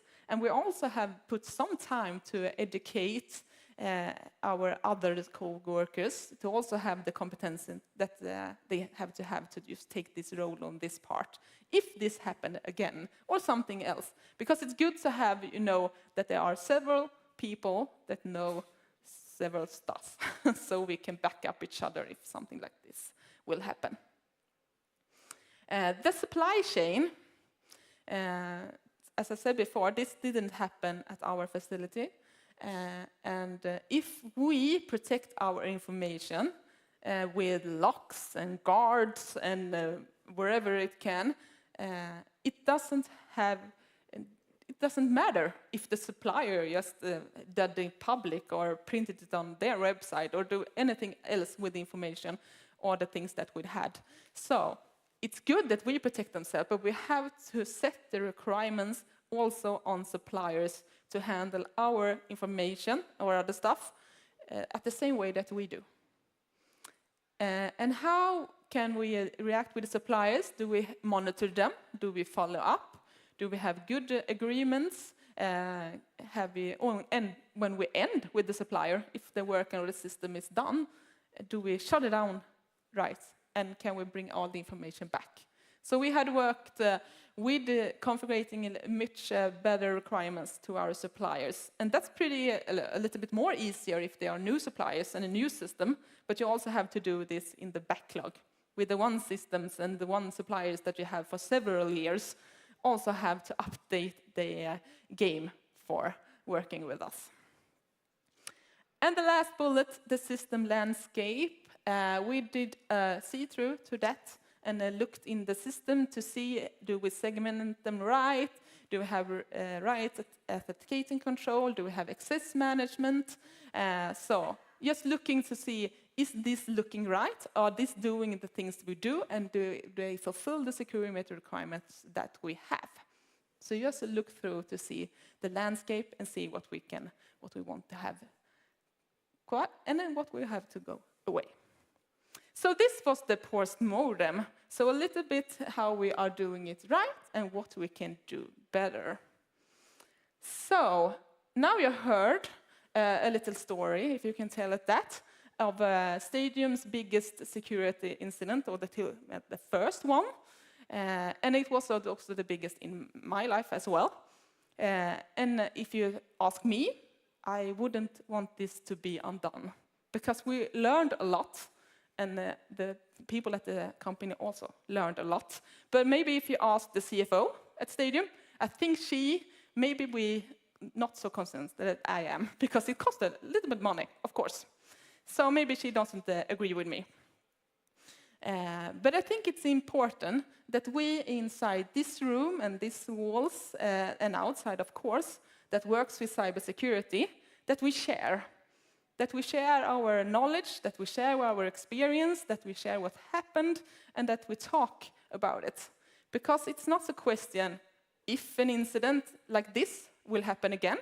It's a question of when it will happen, how prepared we are, and in which magnitude it's going to get probably bigger and more effective. And then we have to be prepared. So I think every information that we have, everything that we do, every role, every experience, every incident, if we talk about it and if we share, we will get stronger. And hopefully, it will, like a bedtime story, the improvement will make us sleep better at night. So, that's what's my last. All right. Thank you. That was a great talk. I think, as you said, sharing and actually getting a real boots-on-the-ground view of an incident like this is very important for a lot of people. Do we have any questions from the crowd? We have a couple. Ooh. Do we have a runner with a microphone? Perfect. Hi, thank you for the talk. So the head of Trägårdh Sweden, she said that Trägårdh has absolutely no security flaws whatsoever. She also said, we don't know how we got hacked, but we do know it wasn't our fault. It was our customers' fault that we got hacked. So my questions are, how were the communication between Trägårdh and you guys at Stadium? And according to Trägårdh, why was it your fault that they got hacked? That news, when it came out, I thought, oh, what did she think about that announcement? But I can tell you a little about how our communication went as well. I can tell their part. But our support team, or the customer team that we had, we were satisfied with, because they did a good job. We got the information, we can ask questions, they updated us in a daily basis, continuity here. So we were pretty satisfied with the work that they did during the incident. Of course, it was really bit confusing on when they say, oh, we can't tell you, this is police work, we can't tell you. If I ask them now, they can't tell me. So it's the same. But of course, if you figure out and read some stuff, you know a little bit more what's happened on their side. But I think this thing that they talked about was a little bit plumped, and I don't think they are the customer's fault, 100%, I don't. But the ones that we talked to was good ones. Okay, any more questions? We have a hand right there. Thanks for sharing your work during this minor incident. You were talking about the recovery phase and doing prioritization of your application, what needed to be up and running in the first stage. Yeah. Did you have a strategy before that, knowing what your crown jewels were, etc., or were you forced to do that on the fly? Good question. We had done a little, but yeah, we have also to do something on the fly, as we call it, because we did know what was most important for us, and that was the stores, of course. And the stores could do the business as usual. So then it was just up to the systems, so which systems there were. So we have the flows that we prioritized, but not like in the system level. So we have to, yeah, we have something to look at, but we have nowadays a better bullet list of how to prioritize. But it depends on the incident as well. But the stores is up the top. Thanks. Okay, right here in the front. Run. Thank you for a nice talk. I'm wondering about redundancy, and if it's possible in this kind of scenario. You obviously depend on this supplier, Yeah. and if something happens there, it's virtually a single point of failure. Do you think it's possible for a business like Stadium to have something that you can fall back to? Maybe a static website that's better than single page saying error? Like, are those possibilities, or are you just going to end up having this kind of hard dependency on a supplier? Yes and no. I think we have done some thoughts about this. We have the benefit that we could change this slide that I said before, so we can change it to the stores are working, please come there and shop. So we can change a lot of things. I think that was a good way for us to inform what's going on. When we read something about the incident and they said, oh, don't you have better backups, and or what she called it there on the news, it costs a lot to have redundancy and to have these backup solutions. And maybe if we will have the best solution ever, we will have it in different suppliers and bring it up in a big landscape, but that will also cost money. So it's dependence on what we should do. But we have done some updates, so we are better off now than we were then. All right, any more? Right here, okay. Thanks for sharing. Good presentation. My question now is, since I understood you learned a lot from this crisis, what's the date for your next crisis exercise? What our crisis? Exercise. Exercise. Oh, yeah, we do that every year. So I think it is before the summer. I think it's like, I can't remember the date, but before midsummer. I think it was the 7th. Yeah. Perfect. Going forward. Yeah, of course. Okay, another couple here in the front, I think. Thank you. And one in the back as well. So, a lot of running. Yeah. Right here, first row. You liked more questions, right? Yeah, questions are great. This is actually a good crowd for questions this year.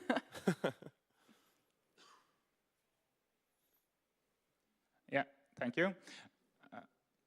Knowing what you know now, if you could go back and do a preparation exercise or policy, what will that be? Before the incident, what would have been the most effective thing that I have changed, or in the policy? Oh, I don't know. That's a good one. I think it was more according to the supplier thing, the supply chains part, that we will, I hopefully had been better at writing requirements and demands on how they're going to handle our information and how we look at agreements and that sort of stuff. So probably be in that area. All right, over here, please. Yes, thank you. Once again, thanks for sharing the history of that. Pretty interesting. I just wonder if there has been any legal or regulatory heat followed up after the incident has happened. If you had faced or got questioned, or any legal heat follow-up has happened. Yeah, we have some. We have to report that the incidents had happened and discussing how it will affect us. Some the legal part, yeah, but due to the incident, the most happens with the supplier, of course, because it was there the thing happened. But we also have the ability to inform. Okay, any final questions? Yeah, one over here.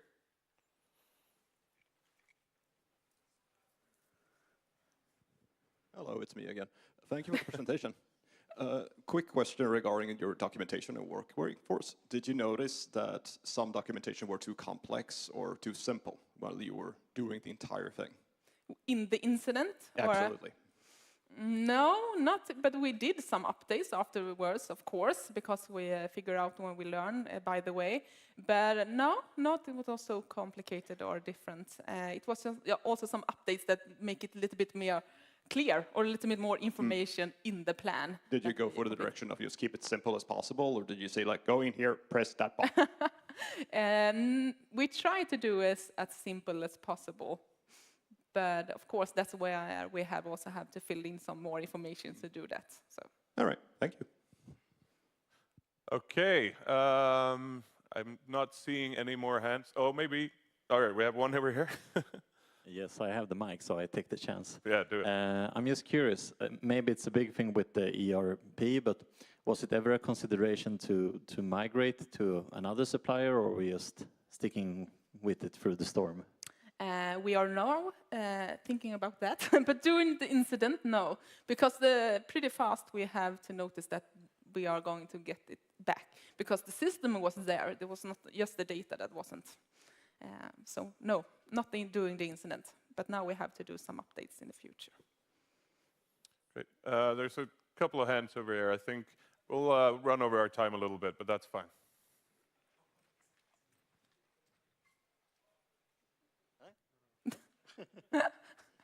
Just force them. That's a new resolution. It's a workout. Yeah. Hi. Did you get any assurances that your data was not compromised during this ransomware attack?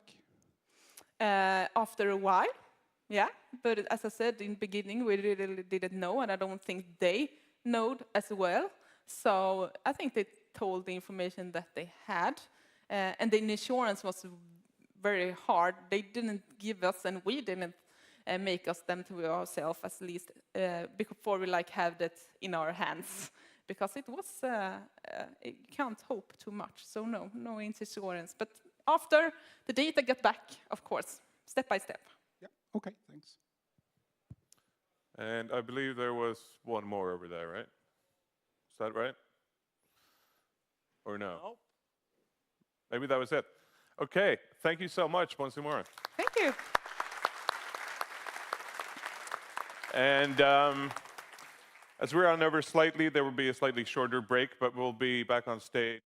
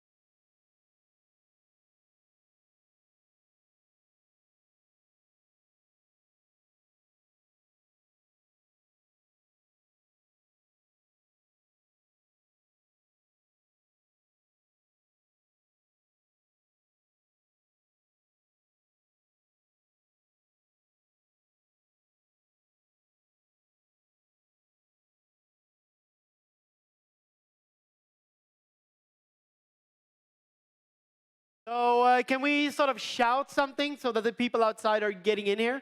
What should we shout? Segfolt. Free beer? Too soon, man. Too soon.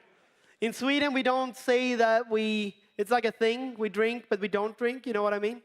Sort of in a weird way. Okay, but everyone, get in here. Find your seats. Because you don't want to miss the next speaker. Get in. We used to have a bell. You know, you remember this whole bell? I held it in my hand for 1 second and it broke. So yeah, we don't have a bell anymore. Drone would be awesome, though, but not something I built, because it's going to be mayhem. Ask my wife. Yep. Is it? Of course there is an app for it. Speaking about apps, no. But anyone here is an avid Mac user? Raise your hand. So you know the annoying pop-ups that occur? You get like a security, are you sure you want to allow this? Everyone here knows about this, right? Right? The pop-up things, like, yeah. So our next speaker, when he sees those, he's like, it screams to him like, hack me. Which is sort of, I think, is a cool thing. So he's actually back now to show us how Apple's own package manager can be used against itself. So it's technical, it's bold, and it's a signature talk from Csaba, our next speaker. Make some noise for the Mac Magic hacker, Csaba.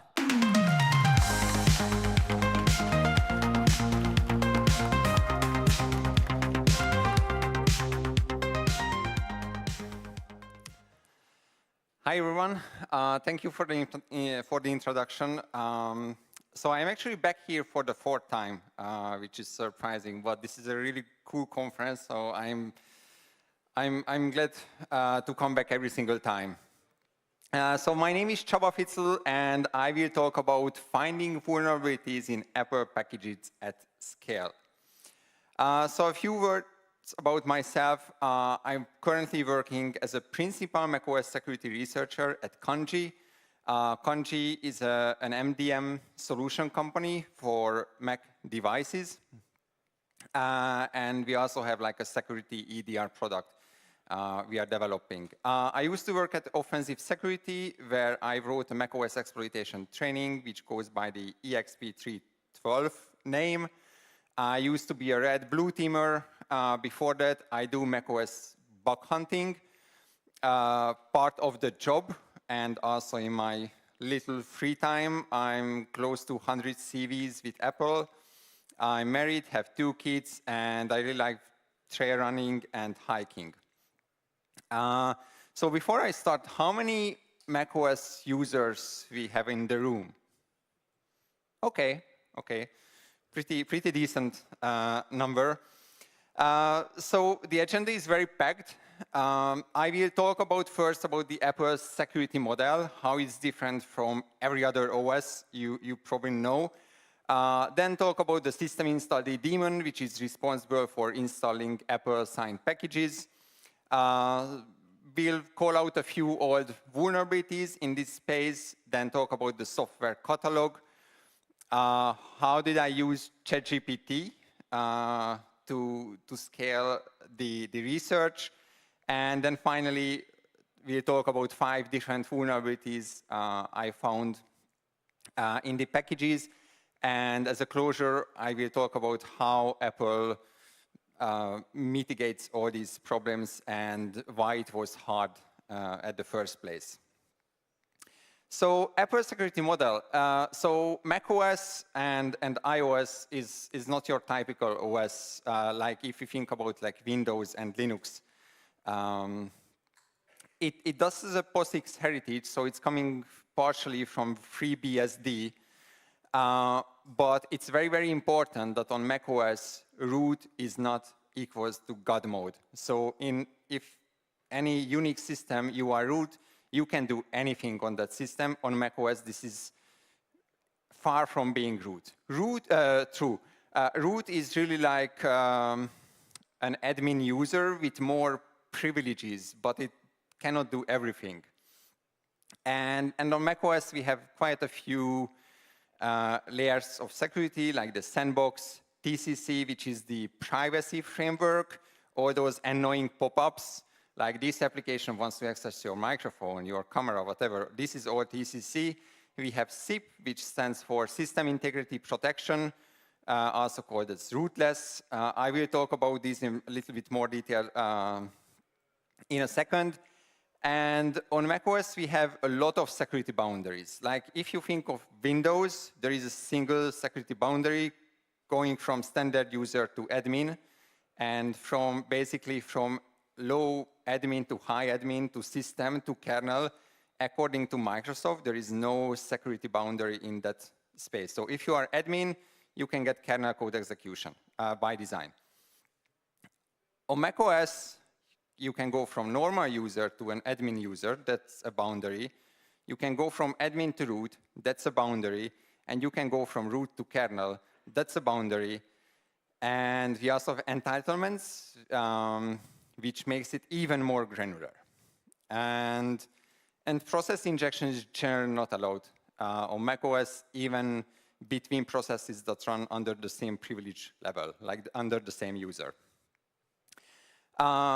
In the heart of macOS security and iOS, it's code signing, basically. On macOS, it's not mandatory.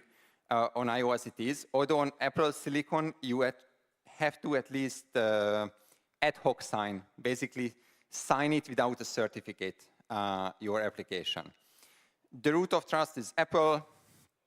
Developer certificates are issued by Apple, and that's how we get the chain of trust. And the code signature can contain entitlements. Now, entitlements, they are like strings in the code signature that gives you very, very specific rights that you can do X. So most of these entitlements, so some of them are usable for by developers, but most of them are private to Apple. And you cannot add those private entitlements to your code signature because the system will refuse running that process or application if you try to basically possess an Apple private entitlement. But these entitlements can give you privilege like this process can talk to that process. Or you are allowed to write to location X and only to that location. Maybe you can install a kernel driver. These are all controlled through entitlements. So we can see that even if you are root and you don't have any of these entitlements, it's very limited what you can do. And if you get access to some entitlements, it will give you access to something very specific. So the security model is really granular. We have system integrity protection, also known as rootless.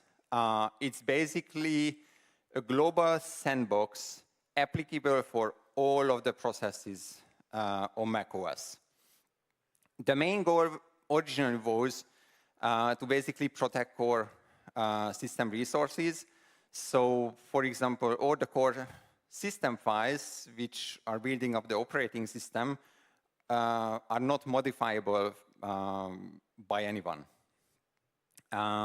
even root.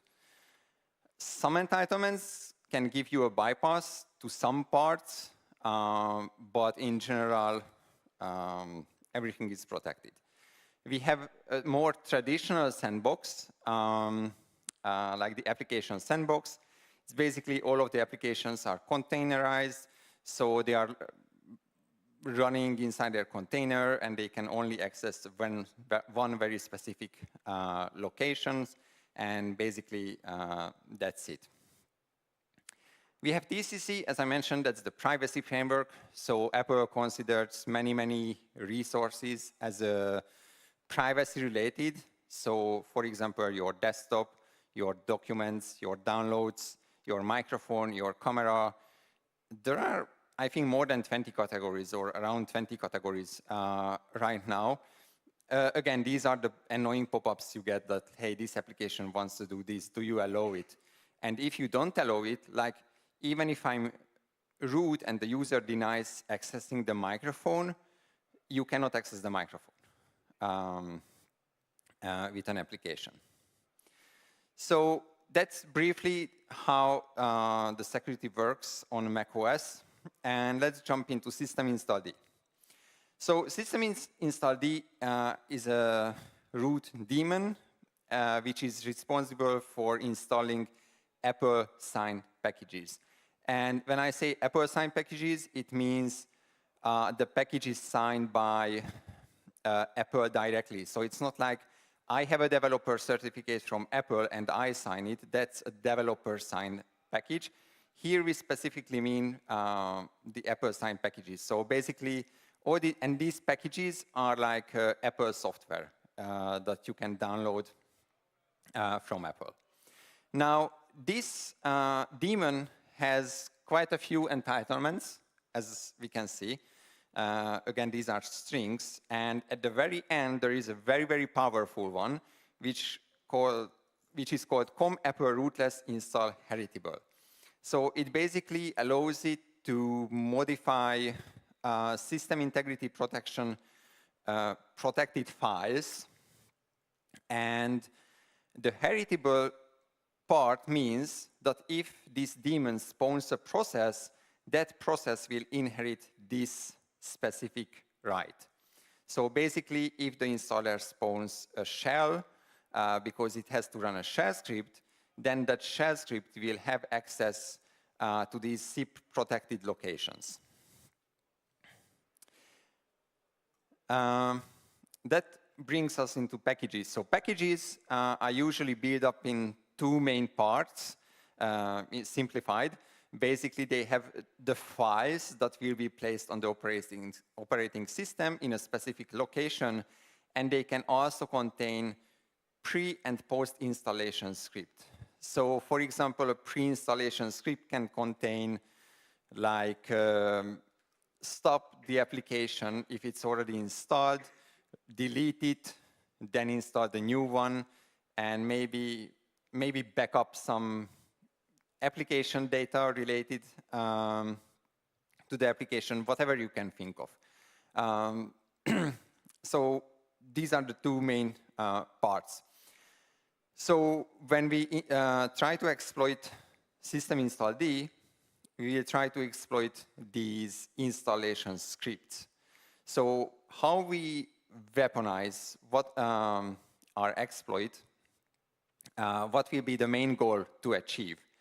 So I targeted a property list file, which is a configuration file on macOS called the allow application list plist. It's basically a TCC, a privacy database, which can contain information which application can access which private resource. So normally it's contained in a TCC database, which is a SQLite database, but this is like an extra property list file you could use. This was removed on the latest macOS version, so it was up to macOS Sonoma. But so our target for the exploitation will be this plist file, and we will want to add an entry. Typically, I want to add like my terminal. I will give it full disk access, which means it can access all of the private resources on the system. So it's a very powerful right. So a few notes about past vulnerabilities. Back in 2019, Jerome Bradley found a very simple vulnerability. When you install the package, he could swap the package during the installation, place his own package with his own script, so he could just do any custom code execution by swapping the package. Later on, there was another one where the install script executed the binary, which you had control over. So basically, you could override that binary, place your own, and you got code execution. Then there was 2021, it was called Rootless by Jonathan Bar-Orr from Microsoft. He found that if he modifies the etc.env file, it's consumed by the Z shell application, and he can run custom commands out of that environment file. Later on, there was like an insecure file copy in post-install script or insecure hard link creation on post-install script. Actually, I found those as well. And then we have Mickey Jin. He's a guy from China, and he has a ton of CVs concerning this daemon, but he's mainly exploiting the daemon or the framework the daemon is using. So he's more focused on the inner workings of the daemon and not on like external packages. So the software catalog, how do we get packages that we want to exploit? So we can go to developer.apple.com, download all, and you get some packages from there, but it's very limited. There is also support.apple.com from where you can download other packages for your operating system. But again, these are very limited. There are not a whole lot of packages. So are there more? Yes. So I read an article last March, which was written by Michael Cowell, and he said that he analyzed the entire SU catalog. And I was like, SU catalog, what's that? So turns out there is, that's a software update catalog that you can download, and it will list all of the packages you can get from Apple and potentially install. Now, each macOS version has their own catalog listing all the products that's supported by the OS. The URL looks like this. It says index, and they list all the macOS version back to Leopard, which is like 15 years ago, I'm not sure, but that's like a really old OS version. And this catalog is basically a huge XML file. It's a property list file.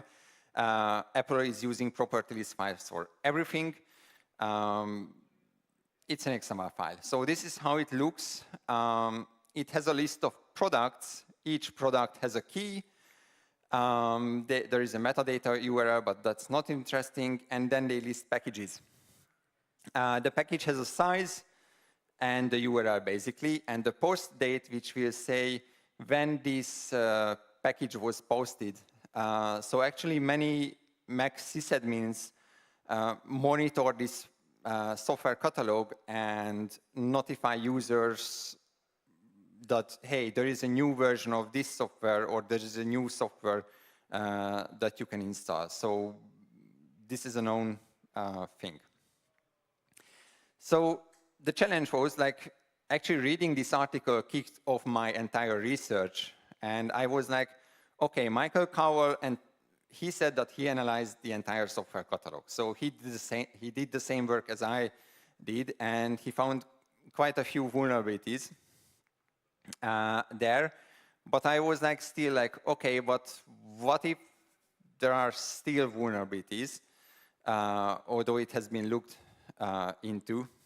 And there is a chance for that. Like I often find vulnerabilities in locations that I already thought that I exhausted. And there is a ton of packages, like really a lot. And I was like, okay, for this scale, like if I download all of the packages, there is no way I will do it by hand, so I need to automate it.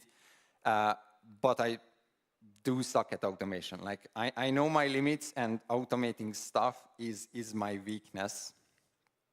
So I was like, okay, let's do ChatGPT. I was skeptical in AI, like I never used it before really.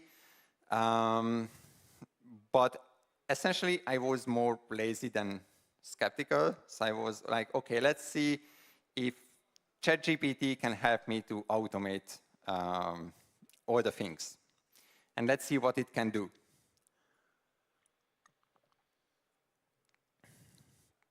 So step 0, get all the URLs for all the software catalogs, because I want to download everything. Turned out there is a GitHub page which keeps track of all of these URLs. And I was like, okay, ChatGPT, can you grab me this web page and basically parse the content and get all the software catalogs? And eventually, in like 2-3 iterations, it did it. So I was like, okay, we will get somewhere. The next one was to get all of the packages, but before I downloaded them, I wanted to be sure that I have enough space. It turned out that it's like 1.3 terabytes of data to download. Luckily, I have a fast internet and a large hard drive, and that was like 10,000 packages to download. So it did it. It required some iterations, but it did all of that. And actually, it knew how the software catalog looks. Although at the end, I had to tell it what's the XML structure and what to look for. But it went pretty easy. So now I got all the packages, and I had to basically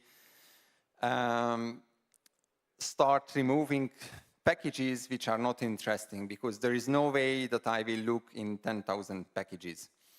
And also there is, like, I knew a few typical vulnerabilities in these scripts, but I basically, it doesn't cover everything, so I wanted to look every potential vulnerable package.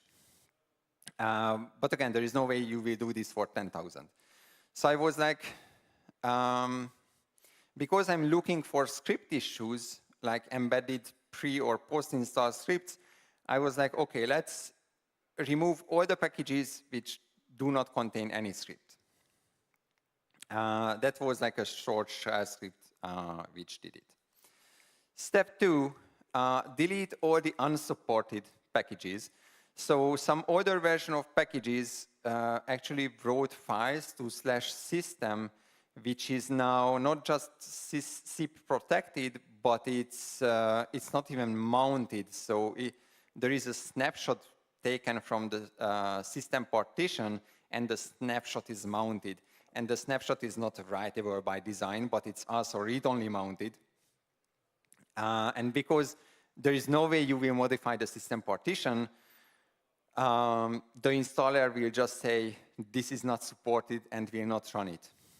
So again, those packages were not interesting.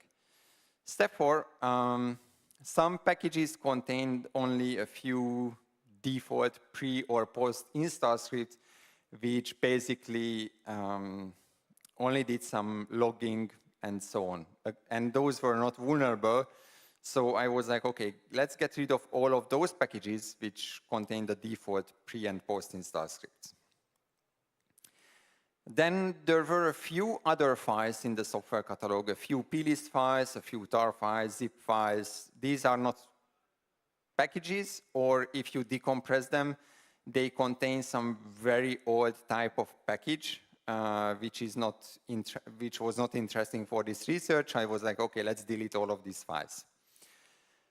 At step 6, we are getting more into the manual analysis. So there was a bunch of printer packages which contained PPD files, which are post-script printer descriptions.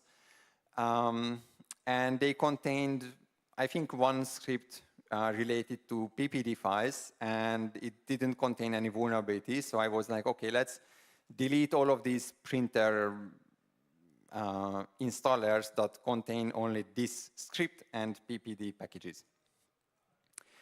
So eventually, it got down to around 300 to 400 packages, which I couldn't filter out more. And I actually analyzed them one by one. There were a few duplicates, so it wasn't, I didn't actually look at like 300 or 400, maybe half of it. But it's still a lot to go through. But that was a manageable size at that stage. So with that, let's see what vulnerabilities I found. First one, it was in the iDVD extra content package. And that allowed me to fully bypass zip, basically write to any zip protected location. And again, our target is this TCC plist configuration file. So this installer contained two scripts. One was a pre-install script. It was now move teams aside, and there was a post-install script, now copy teams back. Essentially what it did, if you already had like iDVD teams, it backed them up, installed a new version, and restored all the teams. Now the problem with this script was that it operated in a user-controllable location. And user, in these cases, we always mean root user. But again, don't forget, root doesn't equal God mode on macOS. So we are, even if we are root, we are still looking for more privileges. And all these teams were in the library application support iDVD folder, which is accessible for root.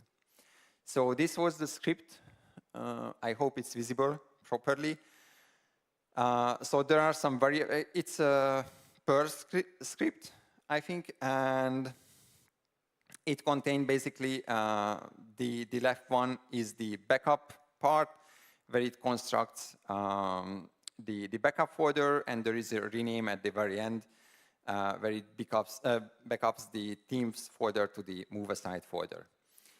The right one is the post-install script, and at the very end there is a ditto command, which is a copy basically, and it says, okay, copy the files from the move aside folder to the themes folder. Now, the vulnerability is that we can subvert this ditto command.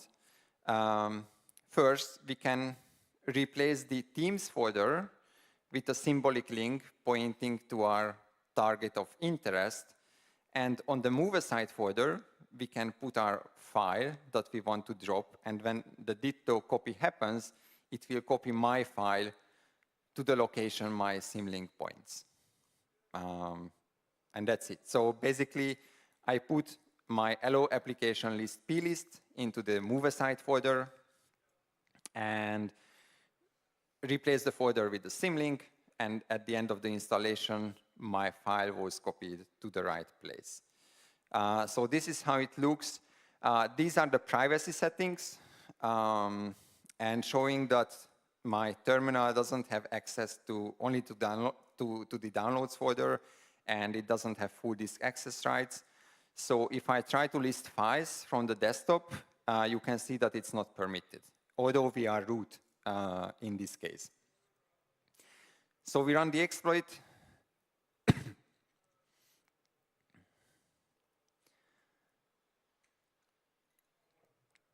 The installation is done, and we get access to the desktop, although there is nothing right there. And basically, it says that the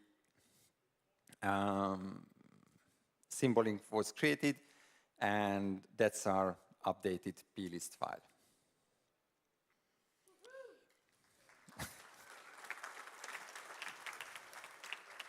Thanks. The next one was actually in a printer installer, and it was only like a file overwrite vulnerability, so it's like more like a denial of service. The script was very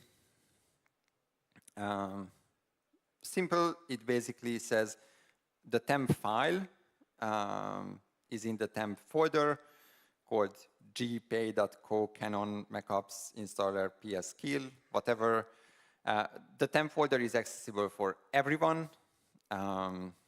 You can basically create a symbolic link in this place and redirect the log right. Now, you don't have control over the content of what's being written into this file, but you can potentially damage important files. So we can, and Xprotect is one of them, which is C protected, but not part of the core system. So what we can do is overwrite Xprotect, which is the built-in malware scanner of macOS.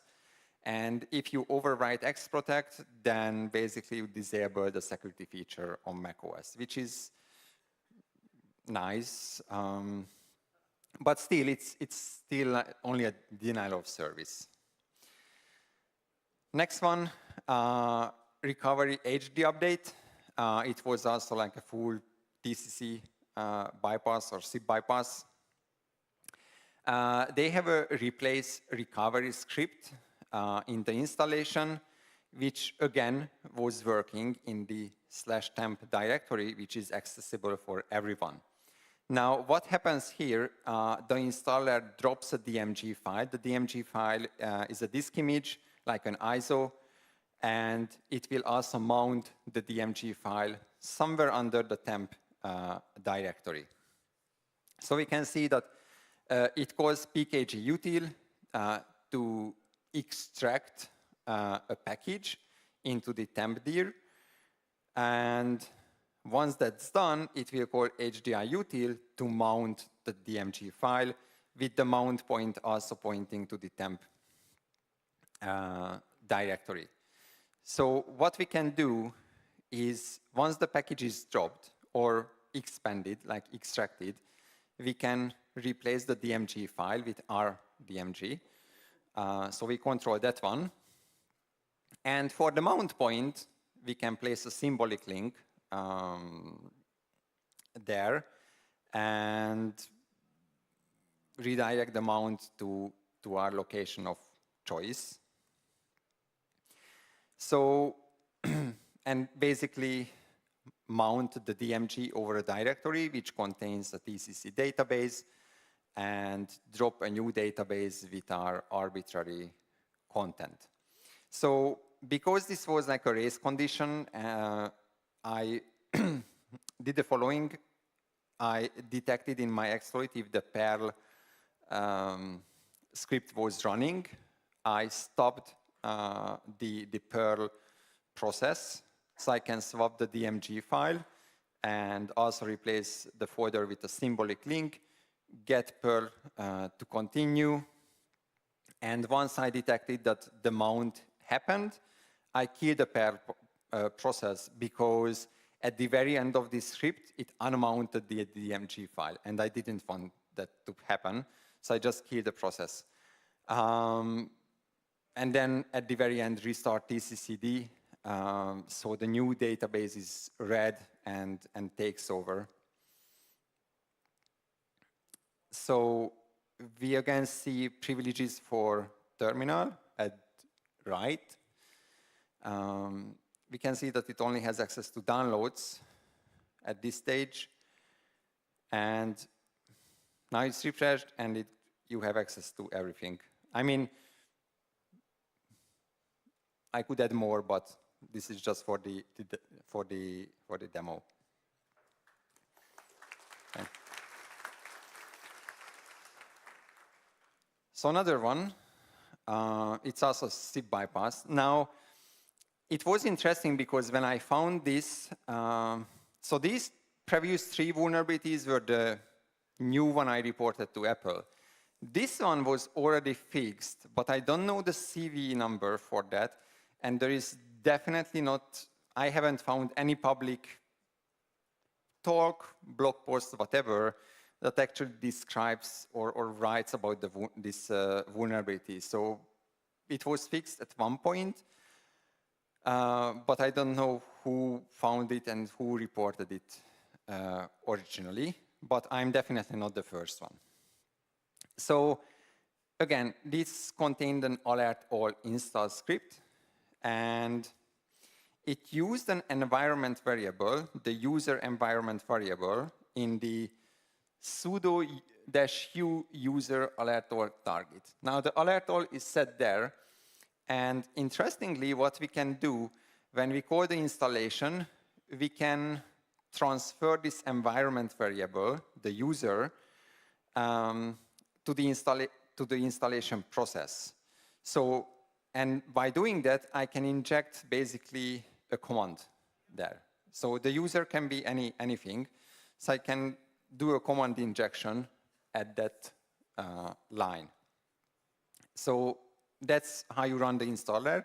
It says user equals something, root, and then you specify the script file, which is the script you want to run, and the shell will interpret this and run it. So actually, this was the entire exploit. The exploit dropped a script file. The script file overwrote the plist we are always working on, and then just said user equals root script file and install the package. And basically, we injected the command into the installer. So we have a secret on the desktop, again showing that the plist is empty right now. And yeah, I recorded that I cannot type, or I don't know where I am, but yeah, I cannot list the desktop. Normally, we run the installer. We gave ourselves full disk access. Again, the plist, and then we can just list the desktop.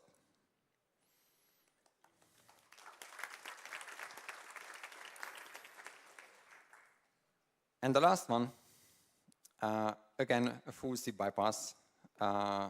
Another vulnerability which was already fixed. And again, I don't know who is the first founder here. But what the script did is copied a PEX file, which is a compressed file, and extracted it. And we control everything here. So we can drop our own PEX file because it's a user controllable location. And we can also control the destination. So we can extract the file to somewhere. So again, we are doing the same trick. You're probably bored by this now. So we are doing it again and again.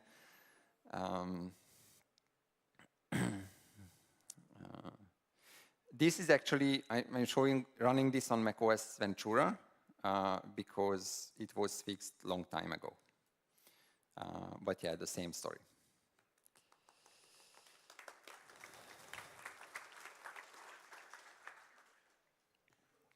So how Apple fixed these? The problem that these are signed packages, and because if they are signed and validly signed, then system installed will install them. So let's say you fix the package and you released the next version of the same software. I can still use the old package because you cannot revoke that certificate that signed all of the packages. So like that would be a nightmare. It would break everything for everyone who uses these packages. So you can't revoke the certificate. And although you fix the package in the next version, I can still take the old package and use that for exploitation. It's like a forever day, because even if you fix the package, I can use the old one with like downgrading to achieve this. So yes, you fix the package, but you cannot fix all these on the package level. You have to mitigate it somehow at the operating system level. So what they did, and actually this is quite a recent thing, so they started doing this a year or 2 years ago, is they added a few configuration files to the package kit framework, which is the framework used by the system install process. And they have 3 different configuration files. The first one which came was the install script action. And it defined that if I have this script in the package, and they specifically stated the name of the script or the path of the script inside the package, so that's the relative path, and they also listed the package identifier. They said drop zip, which means drop the privilege of the installer from accessing zip protected location. So it's like downgrading myself before I start the installation. So I cannot exploit this anymore because the daemon will not have the proper privileges. So I can no longer exploit this. And this works. The other thing they did, it's called install script mutations. And they did it for only a single package until today. And actually, it's a package I reported a few years ago. What they did here is like find this script, and again, they specify the script name and the package, I think, or find this script, and they put a regex in that replace this content with this content. So basically, they replace the script on the fly before it's being executed. So they essentially apply a hot patch to the script before it's being run. Again, it's only used for one script. But eventually, these two, they realized that it's too much work, and we can just, all these packages don't require SIP bypass privileges, so we can just adopt SIP entirely. And the latest addition is the install script tries. And it just said, if this is the package, drop SIP. We don't care about the script, we don't care about everything, just drop SIP. And basically, probably all of these packages had a vulnerability at one point. So, yeah. So now, even if you use any old version of these packages, you can no longer run these exploits because the installer will not have the sufficient privileges. And that's it. Thank you. Thank you very much. Really interesting talk.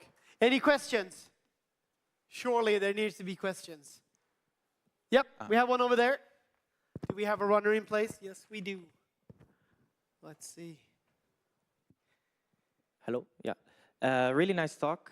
I just had a question. I'm a bit of a macOS noob, so maybe this is pretty obvious. But in one of the exploits where you had the race condition, you could pause and then kill the process as root. But so that process is running on a higher privilege, but you're still able to stop it and kill it? How, like, is that not a security boundary? Yeah, so the process is running as root, although it has some strong entitlements. Mm-hmm. Strangely, I can still stop, resume any process if you are root. Yeah. Probably at that level, stopping a process or resuming, that's only the user privileges that count. Because you don't really gain anything other than more like a denial of service attack, but you cannot utilize that piece of daemon or software to do anything. You still cannot inject code or do anything. Yeah, okay. So okay. I guess the hello. No? I know it's lunchtime, and I'm between your food and your lunch, and that's not a good place to be. So, any final questions for Csaba? No? Okay, don't go anywhere. Thank you, Csaba. Thank you.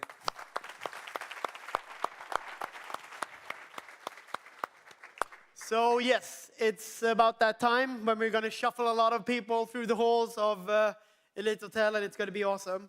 So everyone knows what's going on. You have a lanyard with a color and a vulnerability. Anyone here is allergic to any of the food? Any guy? Any?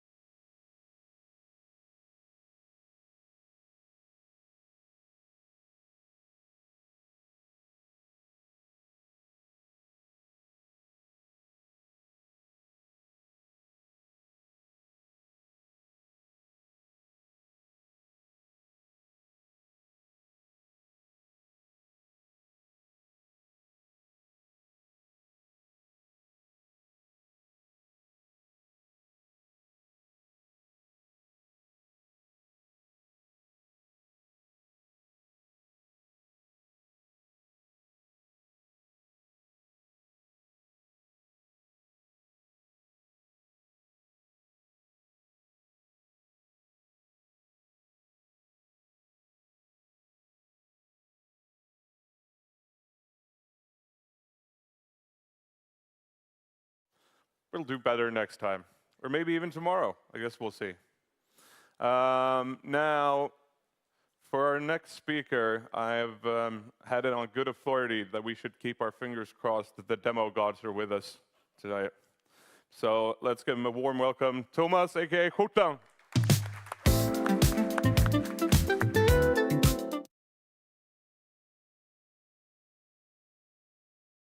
Oh, thank you.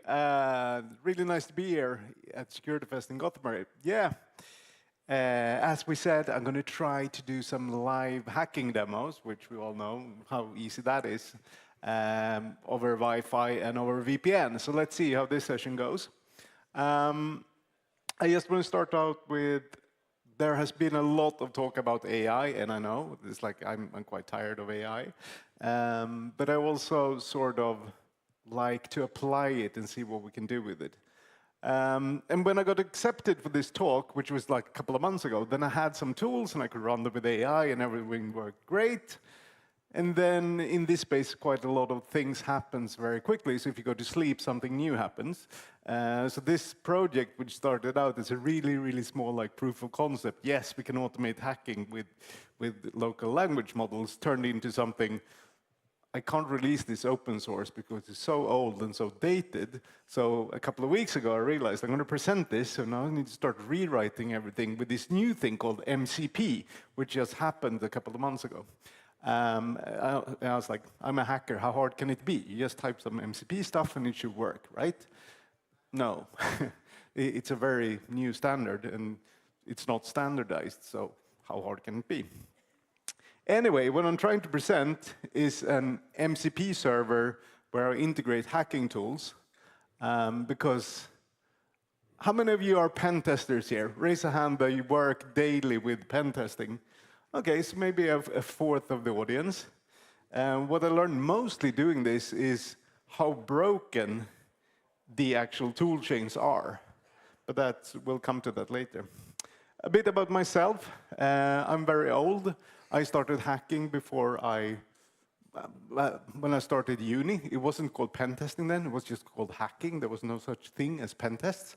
So I started so I've been working with this for as long as I've known, basically. And I also worked with AI since long before it was called AI. It was called just ML back then. And we did have it in uni, and then we could run like neural networks. We could simulate 3 neurons. That was what you could do back in those days. So I've always been fascinated about the AI and the ML and how to apply it in actual tasks. So applied ML and AI. I'm also, for what I do for a living, which is not this, is that I am the CTO of FIO, and we do code audits of highly critical infra systems and a lot of Web3. So all the layer 1s, if you transferred some Bitcoins, well, actually not Bitcoin, but all the other ones, we work with all the layer 1s and we audit the core infra code there. And we do OSINT monitoring, anti-phishing, and all this like cybersecurity stuff. So let me ask you a question. Can you guess what's the worst thing that you have to do when you're doing pen testing? Anyone?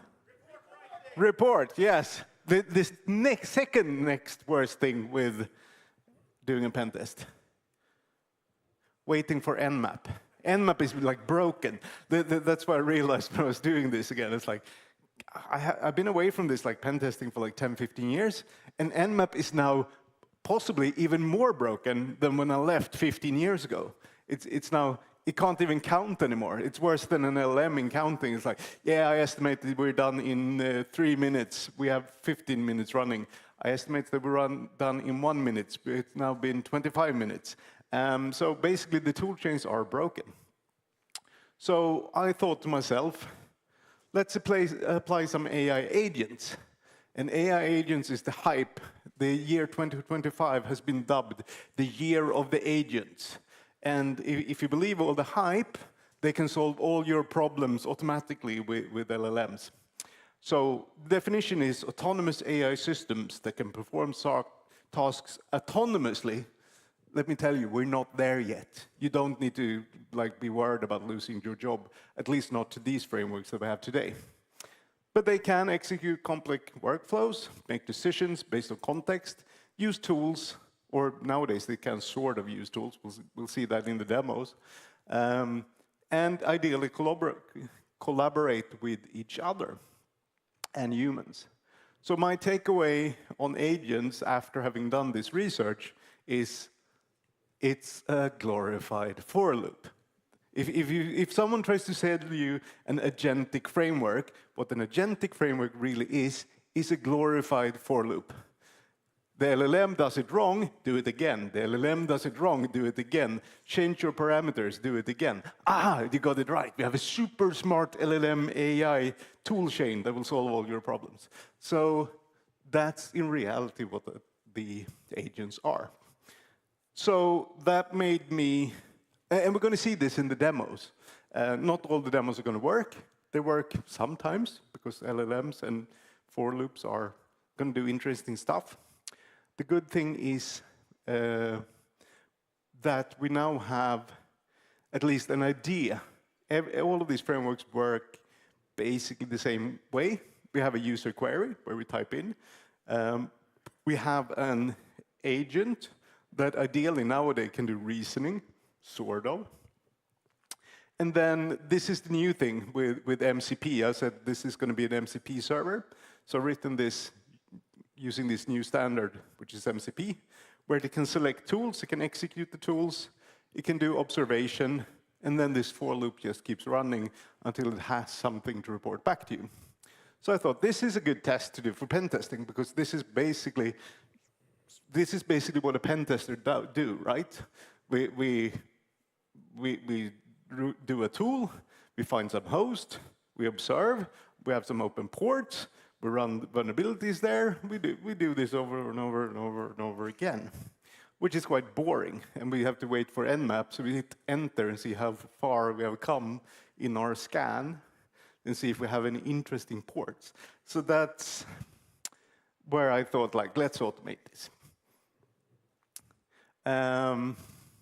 So what I built is basically a red team MCP server that implements an MCP server for any agentic framework, because you know my view on agentic frameworks right now, so I'm not going to spend any more time writing agents in this project. But I do think what will be valuable, and I'm releasing this open source at the end of this presentation, is the actual MCP server, which you guys can all use with your agentic for loop of your choice to run the tools. So the idea when I designed this is to have agents that can interact with agents and have a common truth source. So there is a database in this as well. So let's talk about MCP. When I learned about MCP, I was like, oh no, someone again that's going to come up with a stupid standard for something like a Docker container, which is just going to add stuff and fluff around my for loops. But then I started realizing this is actually quite good. And really what it is a standard for any AI model to interact with any tools and services. It enables access to any external tools, execute commands, process results, make decisions, and basically, how many of you have used these automated vibe coding tools like Cursor and all of this? 1, 2, 3, 4, 5. So basically what that is an MCP tool running with user privileges on your machine, calling from an external LLM that executes commands on your machine through an MCP server. So an MCP server can go both ways. There are so many security implications of this. Can you guess what the supported authentication patterns in MCP is, for instance? None.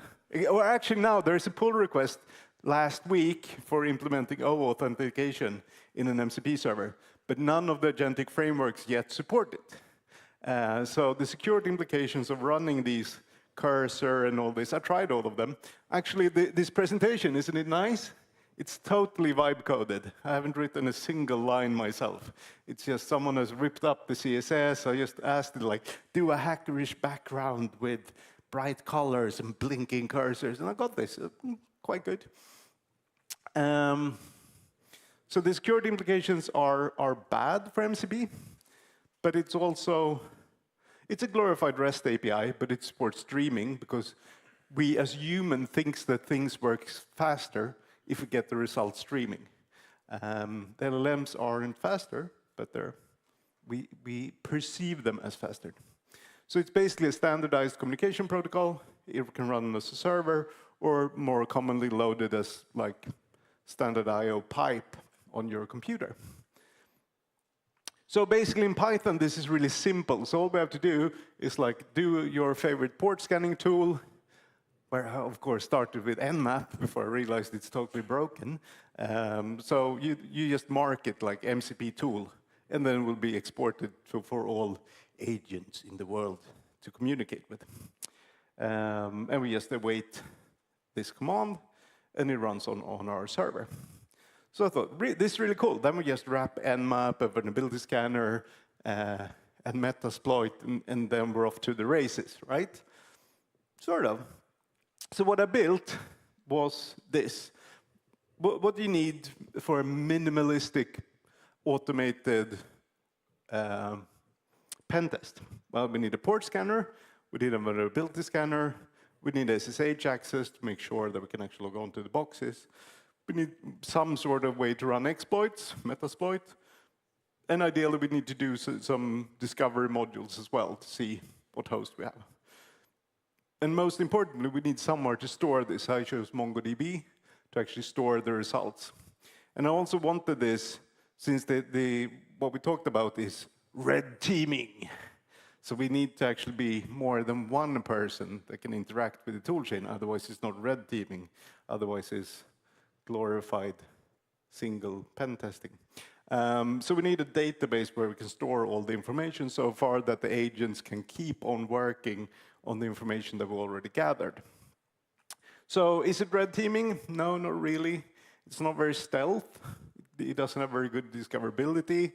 I just send off all the ports at once, so it's more of a proof of concept. But it can be used collaboratively for pen testing, where you can work together, both agents and humans, from the same truth source. And hopefully do so the teaming work of red teaming works, if that makes sense. As we said, we started with the port scanner. I started with our favorite Nmap, and I realized it doesn't support JSON output. It's like, guys, this is 2025. How can you not support JSON output? What am I going to do? It's like, no, you need to do export to XML and then convert the XML to JSON and then parse the JSON and input it in. It's like, no. So in the end, I choose masscan instead as the port scanner for this module. And it just works. And you put like -J and you get a single JSON line asynchronously per detected port. Perfect. Vulnerability scanners. I thought, when I was a kid, we used to run Nessus. Nessus is also broken. It's super broken. It's more broken than Nmap. So this is my key takeaways. How do you guys do it that still does pen test every day? It's like, how can you live with this tool chain, a box of tools where like, oh yeah, this hammer's broken and this is broken, but we just tape it here with a Python script. It's like, I think really we need some sort of MCP protocol for hacking tools. I would love an MCP protocol like HCP, hacking control protocol, which all tools talk the same way, so we can actually chain them together and pipe them to each other. That might be the better way to spend your time than doing what I did. So SSH was very simple. There's only one SSH client. And then we had Metasploit. That also is very broken. Have you tried searching how long does it take to search for all the vulnerabilities when you have them on disk? So there I had to build like a tool that indexed everything and put in a database. We know what exploits we have. So anyway, the workflow for working with this tool is we have a discovery phase. might actually do a demo of this. So can we resolve all subdomains for gofio.com? And hopefully now this works. Well, maybe not. Might have to restart something. Or actually starting a discovery. And I just want you to know that everything that I'm doing here is running on local models on this Mac Mini. I tried to do this because my MacBook here only have 18 gigs of RAM, and I tried to run this on another demo a couple of weeks ago, and it took forever because I had my dev environment open, so I didn't have enough RAM to do that. So it literally took forever. Yeah, okay. My DNS is not working over my VPN. So, but anyway, this is what it does, the tool. We'll get back to the demos, and hopefully they will resolve them. I might have to restart my VPN connection to get DNS. That would probably help. So exploitation, we're leveraging Metasploit, which we indexed. And then post-exploitation, the agents can use SSH to actually see that it's got access. And reporting, all the results are stored in a database. We can just generate reports. So the port scanner, we decided to use, or I decided to use mass scan instead. Banner grabbing is broken in mass scan, so I had to write my own banner grabbing function. So there was a lot of more writing code in this than I thought. I thought I would just take tools, work together. And for the vulnerability scanner module, I chose to use nuclei,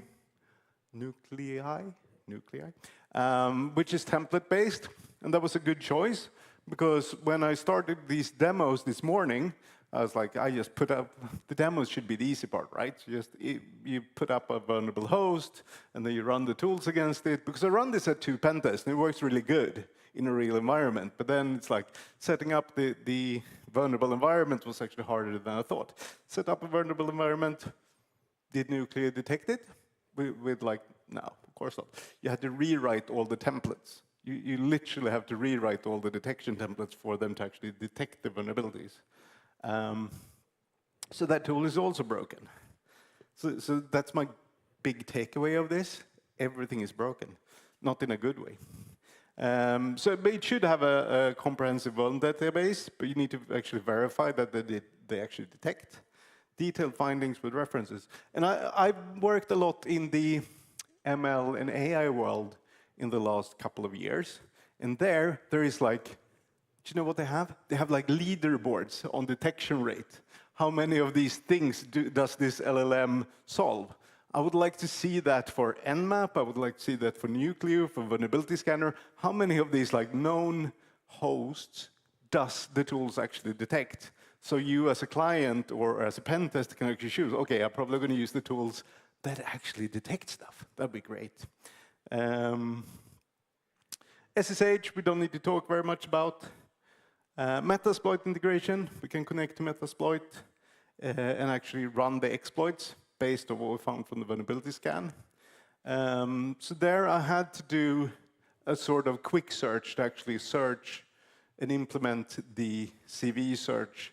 So that's also done in Mongo. So there is a script you can just run that index everything that you have in Metasploit into a searchable MongoDB, which you can actually find. And then you can automatically run exploit executions through the LLMs. So ideally, the LLM should be able to first find a host, find open ports, run vulnerability scanner, run exploits, and give you a shell. We'll see if that works. I think I need to restart my VPN for that. But anyway, we can real-time query the Metasploit servers. So one of the things when I designed this as well was to do, I worked quite a lot doing it async. So basically, might as well do a demo of this. So we can start resolving a subdomain, but then we can look at tasks. because we want to do multiple things when we do port scanning. So we have a few completed tasks. Now we're doing a DNS lookup, which fails. So then we can do a full discovery for 10.0.0.2.2.4 on port 8080. So you can start with that, and what you're seeing here is the logs from the MCP server. So it's now starting the vulnerabilities. So if we do tasks again, you can see there are now 2 running tasks, and I can still ask the AI, why is the sky blue, hopefully. And it should not be blocked by that, ideally. So these tasks will now run in parallel, and I think the reason why this is going so slowly is my DNS has stopped working for some reason. It's always DNS. So now the tasks start responding. So if you do tasks again, we see that we still have 2 running tasks. And the task will return. So this way we can work multiple agents against the same MCP server asynchronously, and we can also connect multiple red team members doing this. So now it figured out why the sky is blue. Thank you very much.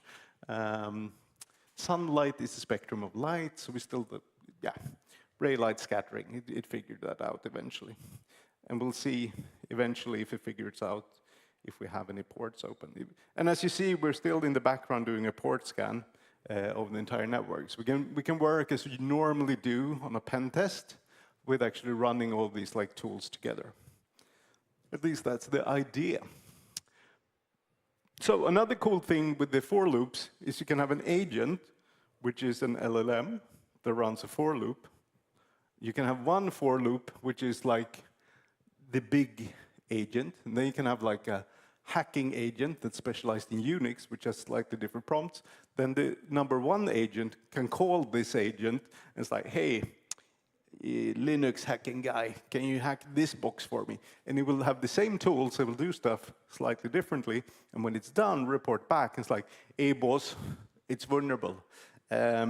So you can have like different agents for different stuff. And that's one thing I learned as well, because if you're writing a large number of tools, it's better to have a virtual team, actually.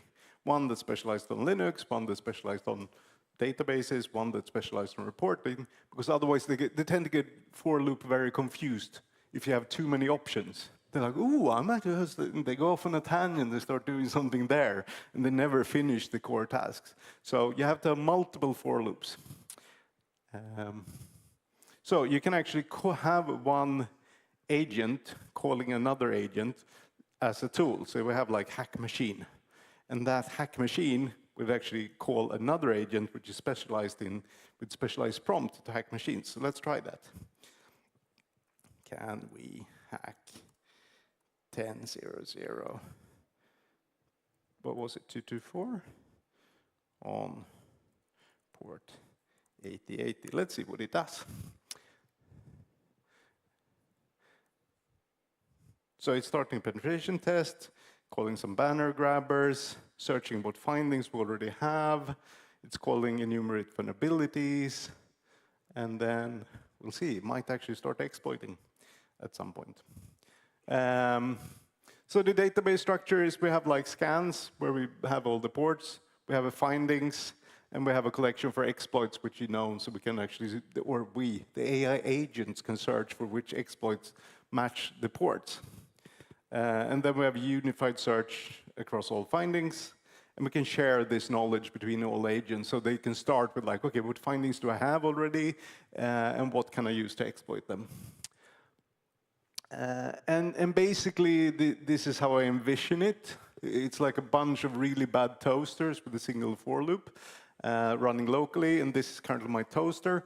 And the reason why we tend to call them toasters is that they get really, really warm doing this because they spend a lot of power. You can probably toast on the bigger ones. But the interesting thing with running local models, when I started if someone would have told me like 12 months ago that I could run 32 billion parameter models locally, I would say, nah.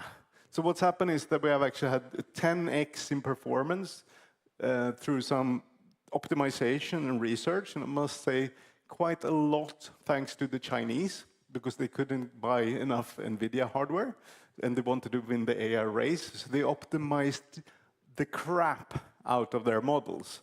So the models I'm running now is Qwen 3, and the Qwen models are at least 5 times more information dense than any previous models. And then we had quantization, that means that you can get them down. A couple of years ago, we started in 32 bits. Now we're running them in 4 bits to fit them there. But I still get better performance than a smaller model in 16-bit.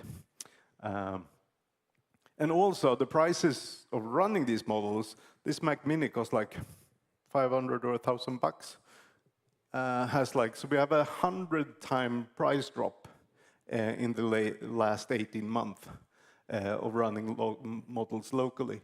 So there is now no reason that you should call an API provider on an AI and give all your hacking data to a third party. There is like, literally, go buy a Mac, you can run everything locally. Or a Windows laptop with an NVIDIA chip, like the 5090. There is 5090 laptops, I'd love to have one. Why agents are changing everything? Well, I think everyone that's worked with pen testing have been writing scripts to cobble tools together. This is just what this is, but it's a unified API to cobble things together, which is called MCP. And it makes total sense, because we can do stuff in parallel. And currently, this poor guy is like, okay, I couldn't find an exploit, so now I'm trying SSH, and it's like, I mean, as you see, they're not super smart, but I haven't given them like which passwords to try. I haven't told them. It's like, get a bloody shell on this machine. These are your tools. And then we'll like run and run until it gets a shell, or eventually we'll go, I was like, sorry, my context length is full. I have no more things I want to try. Here, calling exploit. Why is it running Roxy VIX? I don't know. But it's actually finding vulnerabilities. Here it's thinking. It's finding vulnerabilities on the system. It's running exploits, not the right exploits this time. So that's why I'm saying you don't need to lose. You just like, oh, I'm gonna lose my job as a pen tester like tomorrow because AI is gonna take over. No, that's not the thing. But can you work together with AI? Like what exploits?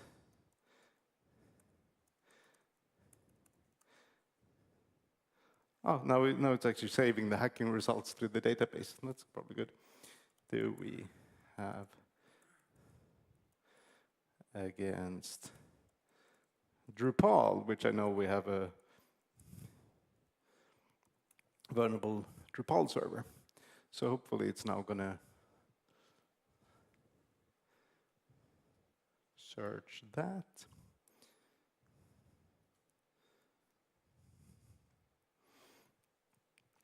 So ideally, we can put up, we can automate the boring stuff, and the agents can, if you write the right tools and the right prompts, you can actually quite easily get them to test everything, so we can focus on more high-value targets. And they are quite good at identifying patterns and like figuring out easy stuff like, okay, if we have this banner, we should probably try all of these exploits. Okay, this exploit sort of worked, but it didn't with this payload, so let's test all the payloads. So they're quite good at doing this tedious part of pen testing. What they're not good at is like focusing, even if you have prompts that tells them to focus, they're not really good to this. So they can work together as a team, but they need guidance. It's the same thing with everyone that says like AI is going to take my job. I think our job as a pen tester is going to be still a pen tester, but we're going to use these tools. Instead of using Nmap, we're going to use agents that use Nmap, but we need to orchestrate them together to go after the right thing so it doesn't go off on a tangent and start attacking a printer in the corner that no one is interested in. And this is always going to be the thing with automation. And they're not very smart, and it's like having a bunch of kids running around trying to do stuff, right? So you have to still guide the kids in the right way because they're never doing exactly the right thing. So I think that's the AI takeaway with agents, that it's the same thing with self-driving cars, right? We said like 10, 15 years ago, oh, well, tomorrow we're going to have self-driving cars. Look, the Tesla can change lanes, and it's going to be great. And all the truck drivers are going to go out of a job. They're never going to have a job anymore. Same thing with AI agents this year. It's like, oh, everyone's going to be out of a job. All coders, go away. You're not going to be able to write code. Trust me, I've been vibe coding now for a couple of weeks or months. The code it generates currently is terrible. We're never going to be out of a job. There are so many security vulnerabilities. There is now like, did you know that the commit frequency on GitHub has doubled this year? So that means there's double the lines of code being committed than last year. And all of that's AI generated, or half of it's AI generated crap. So, basically, I'm open sourcing this right now. I'll make the repo public right now. So you can just install the dependencies, Mongo, Nuclei, Masscan, Metasploit, set up a database, and run the server. And that's not my username. So it's on my GitHub, which is Skjortan23, SKJORTN23. And the documentation is not there. That's also AI generated. That's what I'm saying. Like, don't trust an AI to write your presentation for you, not even the closing slide. So let's see. So it actually found that it has a summary of findings. On port 8080, we have a Drupal, which is vulnerable for CV 2018-7000, critical, Drupal Geddon, exploit details.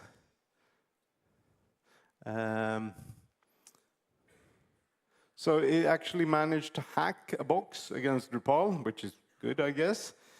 Can we run the Drupal exploit again against T224 port 8080. Let's see if it runs this right exploit. It might have been forgotten. Boom, it's running the exploit. Waiting for session to connect. Checking result true. And I think I won't get the shell back. I did remotely before. But we have a VPN routing problem, and now I need to reach my vulnerable host over VPN, so I'm not getting the shell back. But it actually has found, it's run the scanner, it's run the port scanner, it run the vulnerability scanner, and run the exploit against the box. Great. Can we do a report on what we discovered? And hopefully, we get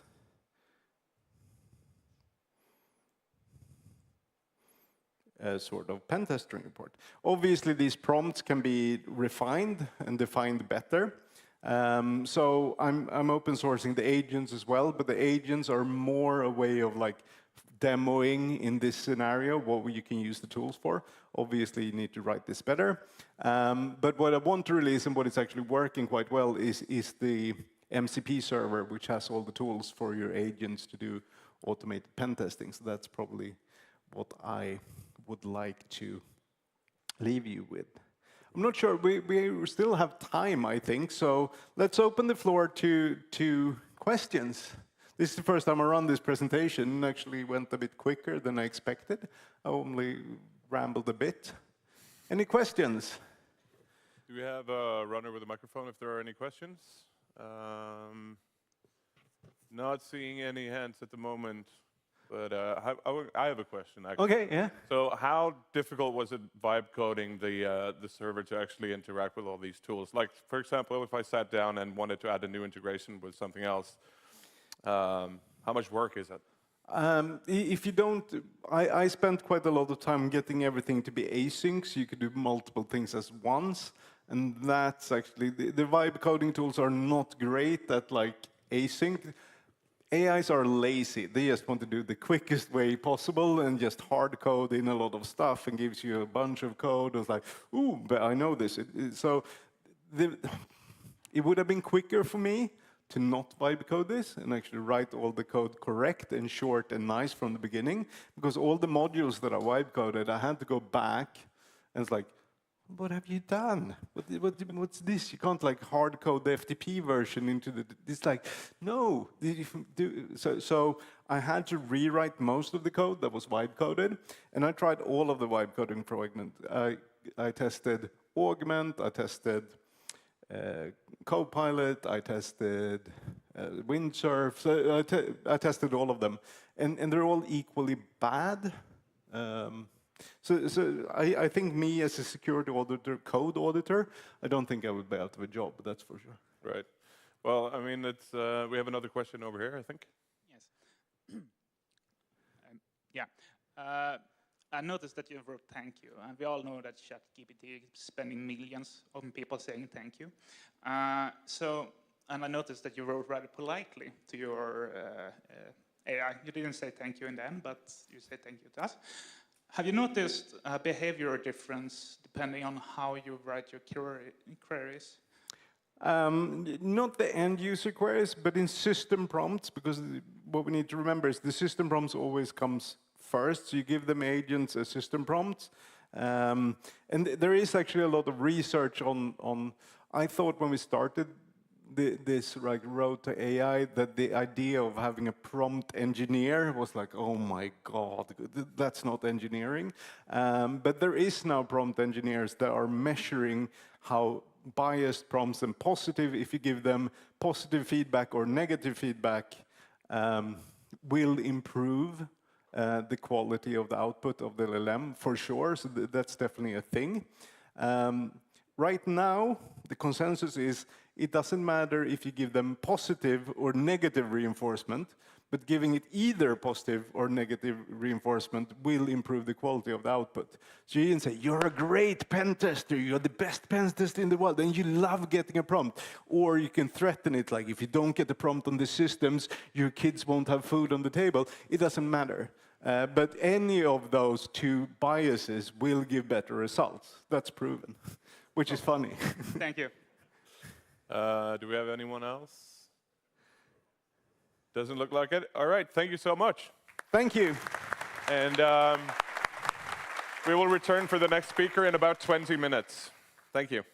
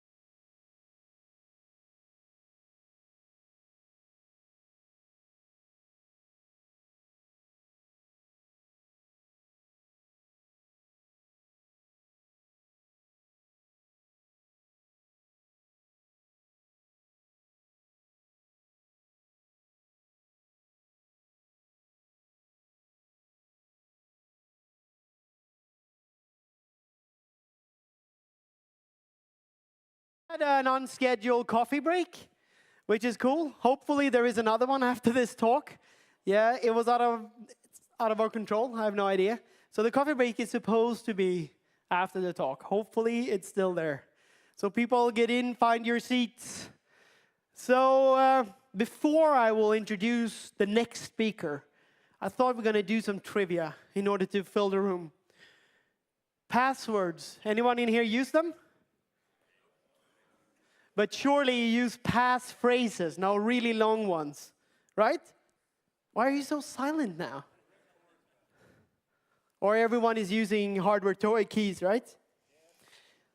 Well, the next speaker will probably sort of shatter all your dreams about your really cool passphrases. He will do it in a polite manner, I think, because he's a Brit. Who left the EU, right? No? But he will do that and probably prove you wrong, that passwords is not a thing anymore. He's been cracking credentials for years, and his insights are both, terrifying, but incredibly useful. So please help me in welcoming our next speaker, Will Hunt.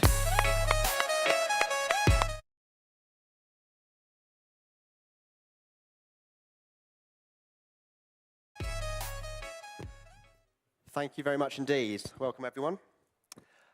Okay. Incoming video. Awesome, thank you. Right then, plundering and pillaging password and passphrase planes for profit. I had to say that 10 times very slowly when I was thinking about naming it. The boring token stuff. I'm Will, Stealthploit Online, co-founded a UK-based pen testing company called Insecurity. Started off in forensics, defected to the dark side of pen testing in 2014, never looked back. Been very lucky and humbled to have trained and spoken in some cool places. Now I can finally add a Security Fest to that list too. I also help run DEF CON Password Village in Vegas, which is great, and yeah, that's me. Right, we're going to go for a whirlwind tour today. Do lots of different things, actually. I'm not going to speak through these, you can have a look, but it gives you kind of a taste of what we're going to be looking at.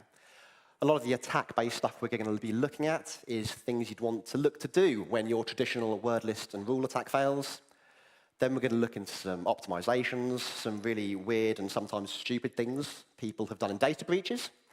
And then we're going to show you a little tool that might help you automate some of your non-distributed workflows when you don't have hash top lists and servers everywhere, and you want to go to bed and you want to make sure that your whole night is spent cracking and that your computer is not just going to finish an attack and stop where it is. So let's start with passphrases. This is as simple as it gets.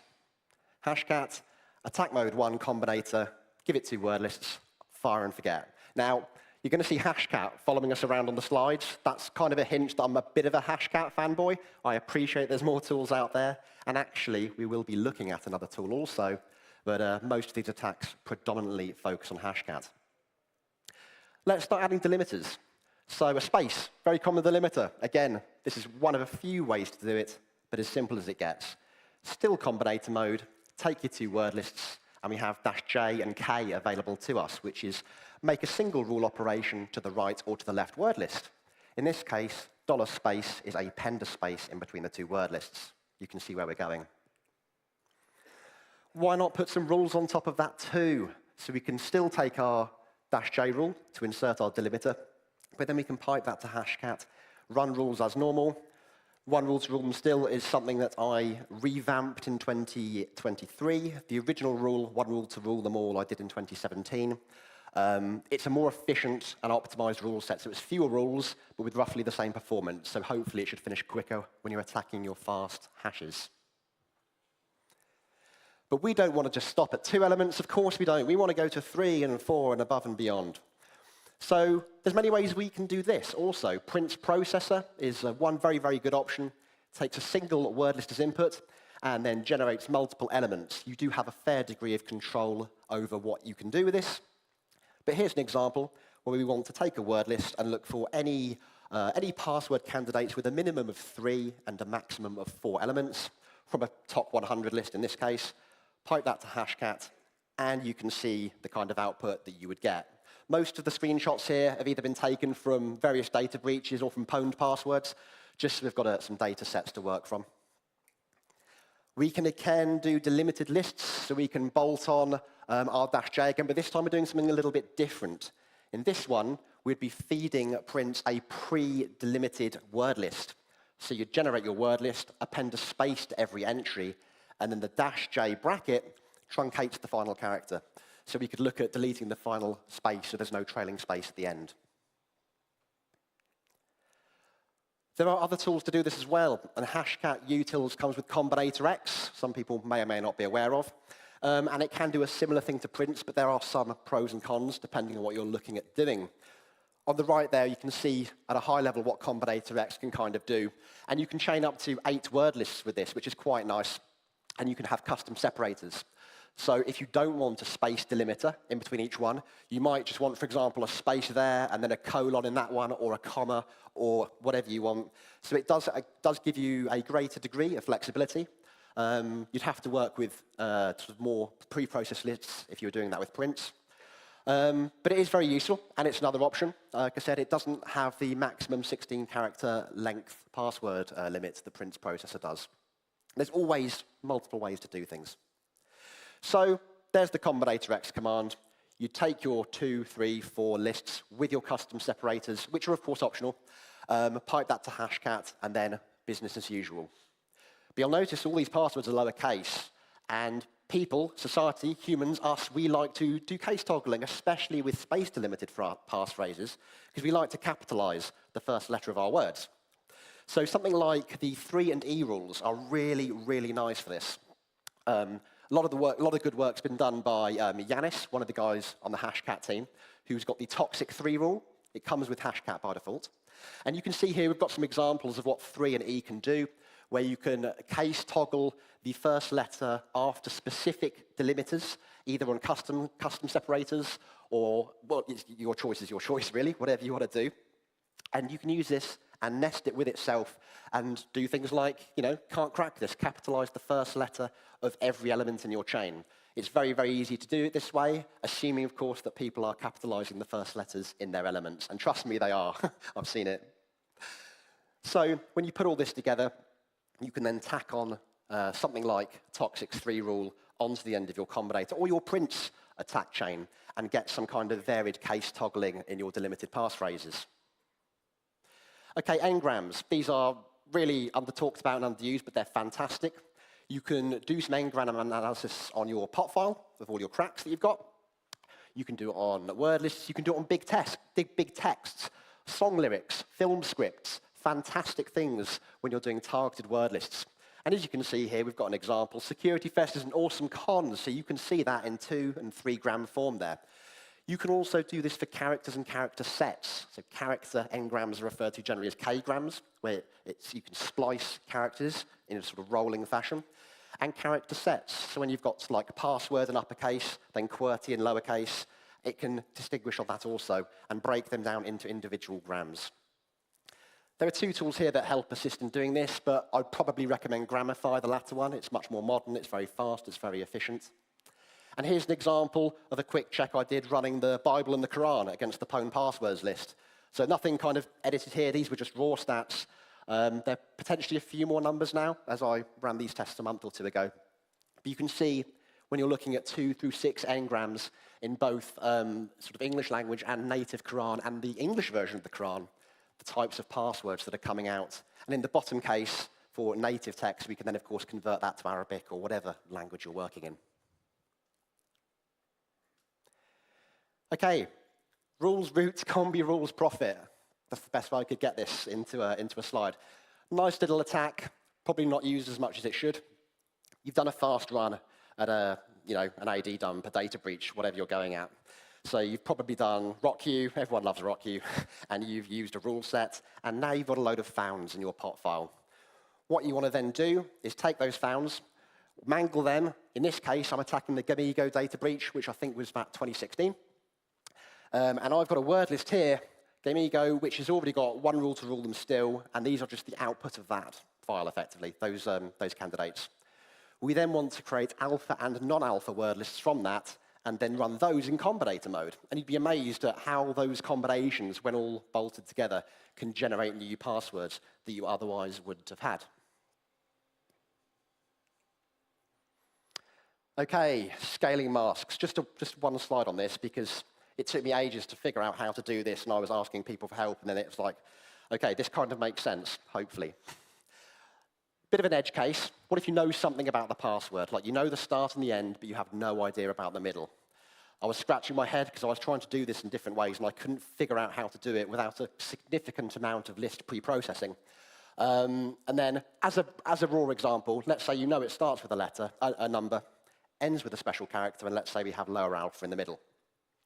What you want to do is you want to take your first character in attack mode 6, so A6 is hybrid, word list plus mask. So you could put all of your numbers in a word list file. You can then apply your mask, in this case lowercase characters, -I to increment it, so you start at 2 and of course build up. Pipe that to hashcat, and then add your final special character as a rule, so it'll tack that onto the end of each one. You get the exact same effect doing it in A3 mode. You can see in this case, though, we're starting at an increment position of 2 after that first decimal and building up, again, tacking on your special character at the end. Now, there will be a difference in this, because in attack mode 6, you're working with a 32-bit integer for your buffer, whereas in attack mode 3, you've got a 64-bit. So the amount of L's or A's, if you're attacking a full printable ASCII character set, will greatly depend on the attack mode you use. You can't just add on 10, 12 A's. Firstly, it won't finish in your lifetime. B, it's not a very efficient way to do it. But there will be limits, and for this, it's a matter of trial and error to see how far you can get before you get what's called an integer overflow, where you've just run out of numbers. Okay, targeted Markov chains. So Markov modeling is the process of identifying the statistic probability of a character based on the previous character and its placement in the password. For example, if something starts with the letter Q, there's a high chance the next letter might be U. Now, Hashcat has an internal Markov table, and it's built off RockQ, which was, of course, a data breach back in 2007 or 8. And that's fine, that's great. Everyone who's ever done password cracking has probably heard of RockQ. It's been that kind of thing that stood up till the test of time. However, what if you're attacking something very, very targeted? For example, the Lifeboat community, which was a Minecraft-related forum, I believe, was popped quite a while ago. And let's say you've got a Minecraft-related breach that you've got and you want to start cracking passwords. It's reasonable to say that a Minecraft breach, there may be many Minecraft-related passwords, reasonable to assume.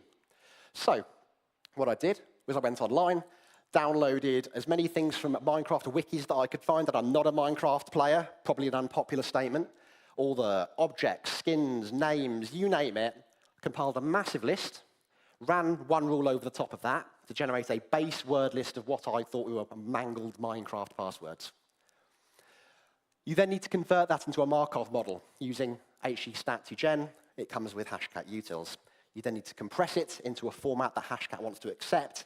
And then I finally ran that attack, but rather than using hashcat's default inbuilt Markov model of RockQ, I apply my own 8-character brute force. We're talking about brute forcing here, okay? Not dictionary attacks. And after 60 minutes of runtime, I found that using my Minecraft model, I recovered over 10,000 more passwords in that first hour than I would have done when I retested it using the inbuilt RockQ Markov. Now, ultimately, when you're talking about brute forcing, if you've actually got the time to exhaust that attack, you're always going to end up with the same number.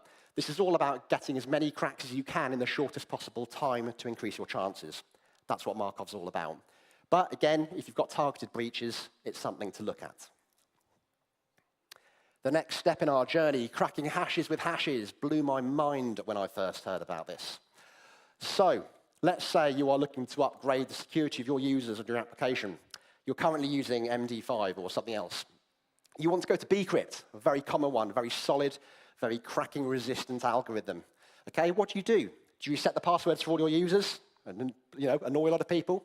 Do you get it to update the hash to bcrypt on next login? Do you rehash the hash? You've got some options available to you, some of which require you to store both the original hash and the bcrypt in the database. Now, to understand what password or hash shucking is, and we're going to build up to that in the next slide, we need to understand how this works. And Hashcat has a mode, in this case, for looking for nested internal hash. As you can see here, we've just taken an MD5 of insecurity, run that through bcrypt, and you can see we've got a mode here for attacking bcrypt of MD5 of pass. So we can attack that, and that's fine. But Sam Crowley, who goes by Chicken Man, one of the core Hashcat developers, did a fantastic talk in DEF CON Password Village a few years back called What the Shuck, and it illustrates actually how this is quite a bad thing, using an unsalted hash and then layering bcrypt over the top of it, for example. And this is why. Let's say you're a user, a very happy user, because you've got an awesome password, and that's not uncrackable. 12 characters, lower ASCII, numeric. Hard, not impossible to crack. You've used that password on 2 sites. Fine. One site uses SHA-256. The other site uses bcrypt of SHA-256. Those sites get popped. Now an attacker has got 2 data breaches. OK, fine. Now, if they can match up the email addresses of the 2 users, and let's say they've cracked the SHA-256, fine. They might try and reuse that password. OK, fair enough. But let's say they don't know. What they can do is take uncracked SHA-256 lists, and they can then run bcrypt over that to see if they can get a match. If they can generate the resulting bcrypt from the inner unsalted SHA-256, they now know that whilst they don't have the clear text password, they now have the SHA-256 that was originally used. So when they go to crack that, they're now not cracking in bcrypt land, they're now cracking in SHA-256 land, which is, of course, substantially faster. So if the inner hash is a fast hash and it needs to be unsalted, if the inner hash is salted, this wouldn't work, then the outer hash, in this case the bcrypt, can be shucked, and you can be attacking a SHA-256 instead. In a pen test environment, because I'm a pen tester by day job, you could be looking to do this with NTLMs, for example. In Windows, everything under hood's an NT hash, Kerberos, cache creds, and Hashcat for a long time has had the ability for you to take uncracked NT hashes and throw them against your NTLM v2s that you might have caught from Responder or somewhere else. Again, if you are able to crack a hash, you don't have the clear text password, but in an AD environment, you can now pass the hash, business as usual. OK, now getting to some really fun stuff. Unicode, multi-byte characters. Anyone here cracked foreign language stuff before? Cracking emojis? A few oohs, a few yeah, maybe. It's great fun.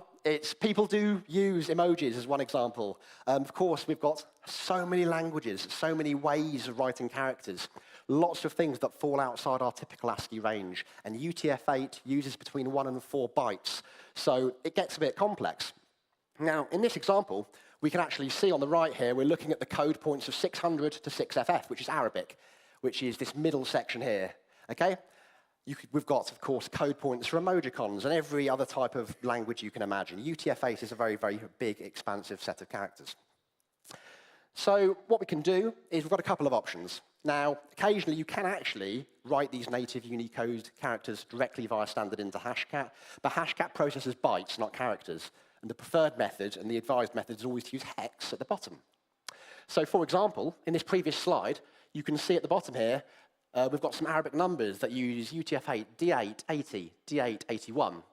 What you do is you build a custom character set that includes the hex characters of every permutation from that UTF-8 table. You then run that together, passing hex char sets, so Hashcat knows it's interpreting hex, and then you apply your mask. In this case, we're looking at like an emoji attack. And you can see we've created 4 custom character sets, and we've got question mark 1, 2, 3, 4 times. So in this instance, 1, 2, 3, 4 accounts for a single emoji, not 12 emojis, because emojis use 4 UTF-8 hex bytes. Use them in rules. Why not? Hashcat support hex and rules. As you can see at the top, we need to do a bit of formatting. We need to escape them. So you can append, prepend, you can do both, you can have some fun, and people really do use these in passwords, okay? These are real passwords, especially when people are, of course, creating accounts on mobile devices these days. Emojis are becoming very prevalent. Look through all your word lists, all your founds, all your cracks, everything you've ever got, and start looking for those non-ASCII characters to build UTF-8, to build Unicode word lists that you can then use. You could script out, you've got all the code points there, and you can see what we've got, tons and tons of text files containing various UTF-8 characters. Then you can run that against your data breaches, run that against your password lists. And this is all stuff that's, again, data breach material, but it's crazy stuff that I would never crack in a million years using a simple rock queue and one rule attack or best 64, whatever it is you're using. So you can get all sorts of stuff that comes out of these password attacks. And you wouldn't be knowing about it unless you're trying to include Unicode in that, especially, of course, if you are assessing or doing testing in other countries where people will be using different keyboard layouts and other things. So, on the topic of keyboard layouts, transliteration, that looks like a pretty good password, right? No one's going to say yes, because I'm going to put you on the spot. Of course you're not. But generally, to the human eye, societally speaking, that looks like a pretty good password. It doesn't look like it's based off a dictionary. But what if I were to tell you that that password was caught in 890 data breaches in Have I Been Pwned? And it's probably more than that now. Okay, we've just taken the NT hash of that. Okay, and that's because those actual characters are transliterated when my space password is typed into a Zhuyin keyboard layout, which is very, very prevalent in Taiwan, for example. Now, the transliterated password might be hashed. I'm not going to stand here and say it will always be hashed. It will very much depend on the system, the keyboard, how that's being passed to the operating system, granted. But it creates some really weird and wonderful things, because to the human eye, that looks like a face-rolled password-generated password. And it really, really isn't. So you can look at doing further work on this, and you can see the amount of occurrences, in this case it is Have I Been Pwned, where those transliterated passwords have been hashed, not the native Unicode character. Okay, and you can see Russian Cyrillic is quite a popular one there, and we've got some other examples. A lot of Polish people don't seem to know their passwords. I don't know why that is. Now, these were called table lookup attacks that you could do in Hashcat Legacy. Okay, it was attack mode 5, but there is now a very good model alternative. So if you are looking at doing these types of attacks, you can build up your lookup tables and use them to transliterate to whatever your sort of target country or language or character set of choice is. And again, depending on the data set you're analyzing, you'd be amazed at some of the results you can get. So, you take your base words. I downloaded a list of Russian words. It was just a Russian word list from GitHub. Fine. Made my lookup table. Performed the translit. Fine, good. You'll notice there are some Russian characters in there as well. For cleanliness, I wanted to get rid of them and just use whatever I found in there was ASCII. Sometimes if you've got a bit of a dirty base word list, if it's not quite cleaned, you can get some character maps that don't quite work. But then, throw your new transliterated password against a data breach, and oh my God, it cracked. I couldn't believe how many cracks I got from that. And then just for fun, if you want, reverse the translit lookup and then translate back. So we can see that top entry is Alexandrovich, written on a Russian keyboard layout. And that's, of course, just for fun. But those are real cracks and real databases. And who's going to have those in their word lists? No one. So all of this is building up to entropy, because you hear it thrown around a lot, and entropy is valid, and it's great, and it's fine, but only for machine-generated passwords. Entropy does not apply to human-generated passwords, because for the passwords we choose, it only societally quantifies how they look. Just like that top password, you look at it and you think it's random, but actually that's a terrible password, okay? Unless it's a password manager-generated password, or another way that's known to be secure, entropy doesn't apply, okay? So the key space of that is, sorry, not the key space, the entropy of that is 62 bits. That's not terrible. It doesn't quite reach what we should be aiming for to minimum these days, but that is not terrible. But it's a terrible password, okay? And it's a terrible password because no one does these unintelligent brute force attacks, which is what entropy really models against. No one uses Markov disable. Okay, Markov is always there working in the background for us.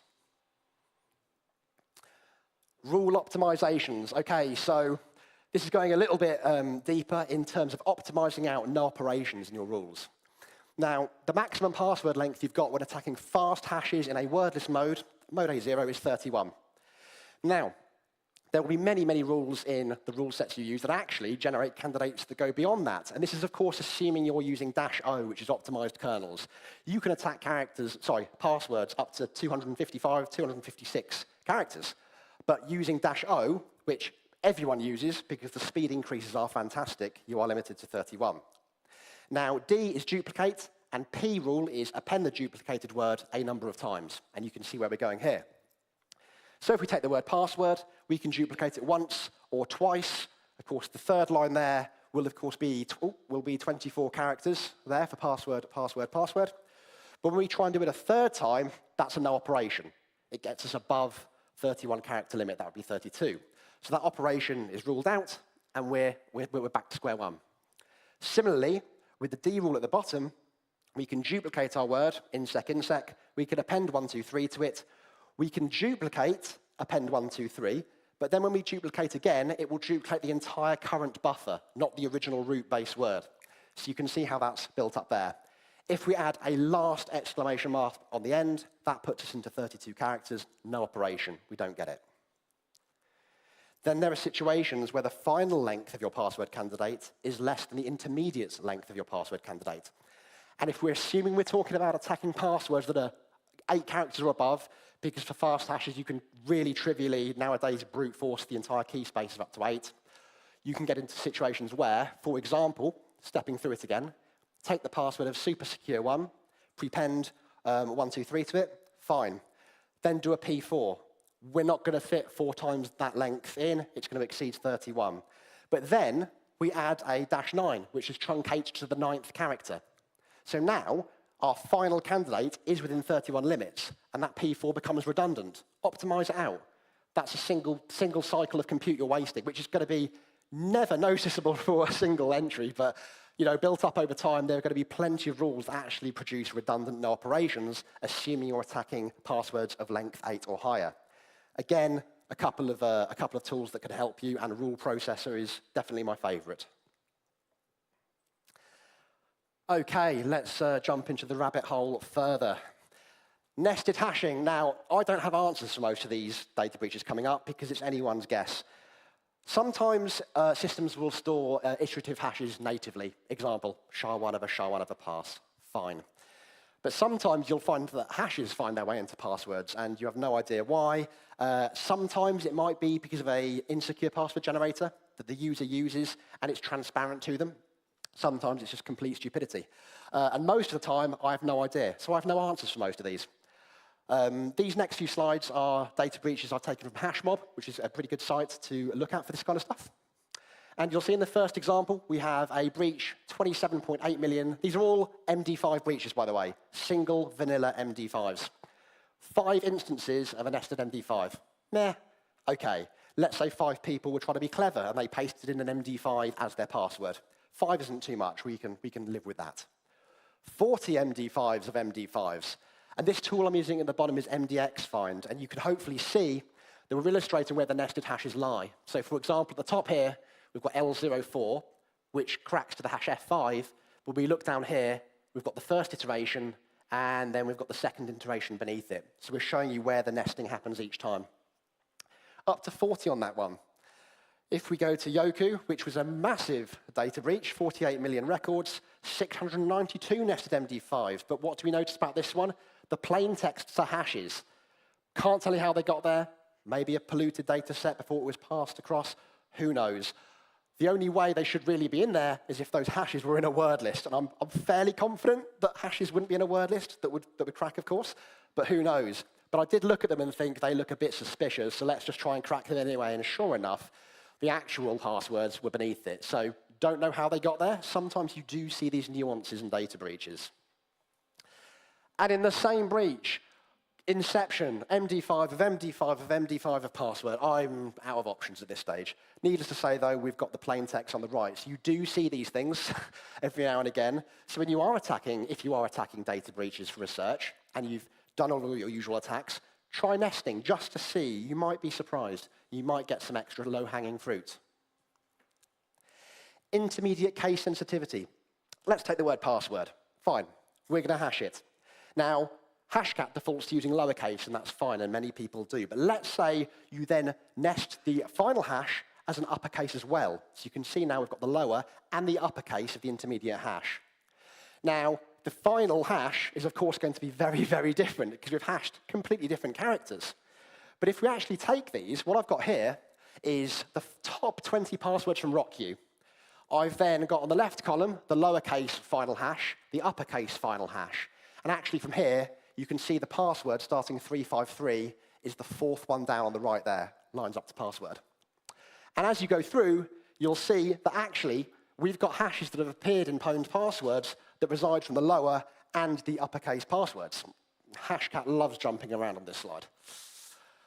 Okay, so lots going on there, and of course the number of times they've appeared in these respective data breaches. So might be something else to look into, making sure that if you are looking at nesting hashes, you're considering case-sensitive lowercase and uppercase intermediate hashes. Now, password placebos. Okay, one example here from Chicken Man. You know what you shouldn't be using? Bitcoin addresses as your password. Yeah, oh, I loved this when I found it. I looked at his tweet and I was like, okay, I'm going to have to try this. Yes, fantastic. So I did a run, 172 people, I'm not going to say idiots, but people have used their Bitcoin address as their password. Okay, there they are on the right, fantastic. And I thought, I can't stop there. That's an itch I've got to scratch. Let's go to Ethereum. So I downloaded the top 33 million richest Ethereum wallets, and surprise, surprise, they came down. But what's this? Not only have they taken their Ethereum wallet, they've even added 123 and put an exclamation mark at the end. All these things that we as humans do because we believe it makes our password stronger. So someone's gone to the effort. Luckily, I was using a base. I wrote a quick rule just to see 1, 1, 2, 1, 2, 3, the usual stuff. And I was quite surprised to see that really people had wanted to make sure, you know, my Ethereum wallet as a password isn't good enough, but a 1, 2, 3, that will keep me secure. Don't do it. Just don't do it. Okay, I then thought, okay, what's next? National identity numbers or very personal numbers. Now, caveat here, I'm not saying that these examples couldn't inadvertently be used as a password without it being an ID number. Yes, there might be a few here that slip through the cracks. But when you look, and I really hope I've got Sweden right here. People look at me thinking, oh, Will's got it wrong. When you actually set up some masks and attacks to attack varying formats of identity numbers, again, you can see the number of cracks that we've got in pwn passwords. Don't do this, okay? For those passwords that were actually identity numbers, don't do this. Okay, another example.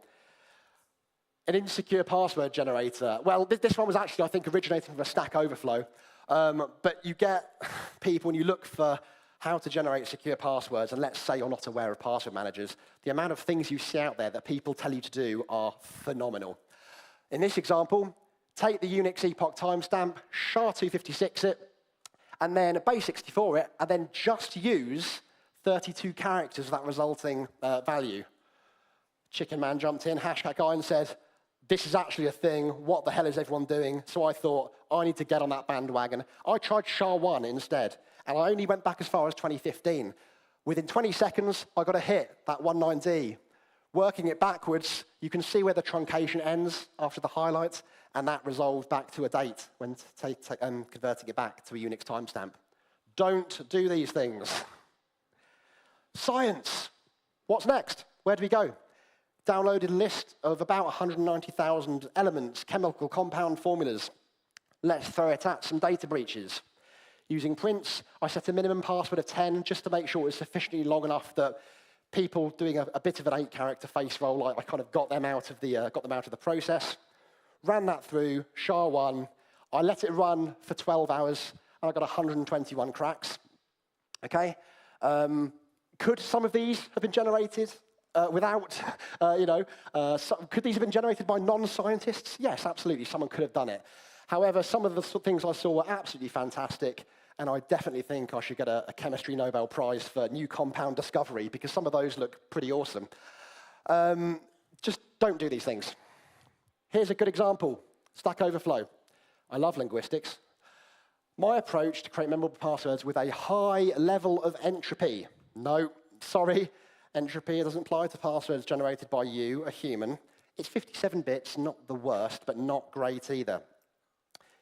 Maybe it's not susceptible to dictionary attacks, but it's definitely susceptible to trivial attacks. Don't do it. That, I just don't know how anyone could write that. Short passwords with a decent strength. They are literally opposite. Short is not a decent strength. So I did it, sure enough.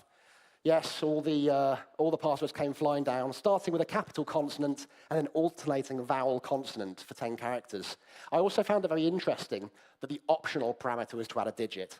It wasn't add a digit, it was an optional parameter to add a digit. But either way, alternate consonants and vowels, don't do it. Okay, that brings up to the last part, automating non-distributed hashcat workflows. So, about half an hour before the talk, I made this repository public, so it's now available. This is simply a wrapper, a Hashcat wrapper, nothing more, okay? Now, there's a Windows bash script variant and there's a Linux bash script variant. I deliberately did a Windows bash script. This was going to be painful to do in PowerShell. And when I run Hashcat from Windows, I use CMD. So this is why I've done it. And what this is supposed to do is just to help minimize downtime. Those times where I'm cracking passwords and I've got to go to bed and I don't want to leave my computer on. Or let's say I want to go to bed and I leave my computer on overnight, but I know the attack that I'm running is going to finish in an hour. And then there's another 7 hours of wasted time. What this can do is it will go through any of those attacks that we've got there and chain them together so that when one stops, the next one starts. It's got lots of variations of different ones. It logs everything it does. And what you do is select 16, custom attack chain, select the options you want, and then leave it possibly forever, depending on the rules and the word lists you give it. This is what you need to set in the respective Windows or Linux script. Give it a path to your pot file, a folder for your word lists, a folder for your rules, a folder for nested rules if you want to keep them separate. Basically, all you do is just go through and add in your respective file paths. I've also included the rlite binary from Sinosure Prime because it's fantastic for in-place sorting and deduplication. Windows is terrible. Windows sort does have an undocumented unique switch, but it starts to fail massively when you get outside of ASCII characters. And this is very, very quick, and it's very, very computationally efficient. So make sure that the rlite binary and your hash catalyst scripts are in the same folder, the hashcat folder. This is what the logging looks like. And what I'm going to try to do, and I wasn't planning on doing this, but what I'm going to try to do is hopefully lose my video because I was going to do a demo. Is that focused on a window rather than screen?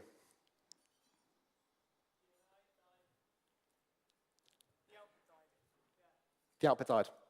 I'll restart the presentation, and if anyone wants to see a demo after the talk, I will be happy to give it to them.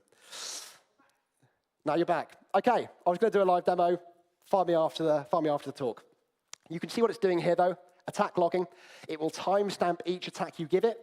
And for attacks where you've got run every single rule in my folder against this word list, or run every single word list against all of these rules, it will individually timestamp each attack it does before continuing to the next. This is important because if you've got a failing attack, maybe you've given it something that's an infeasible attack for Hashcat to calculate. Maybe it overflows. Hash Catalyst will just keep going.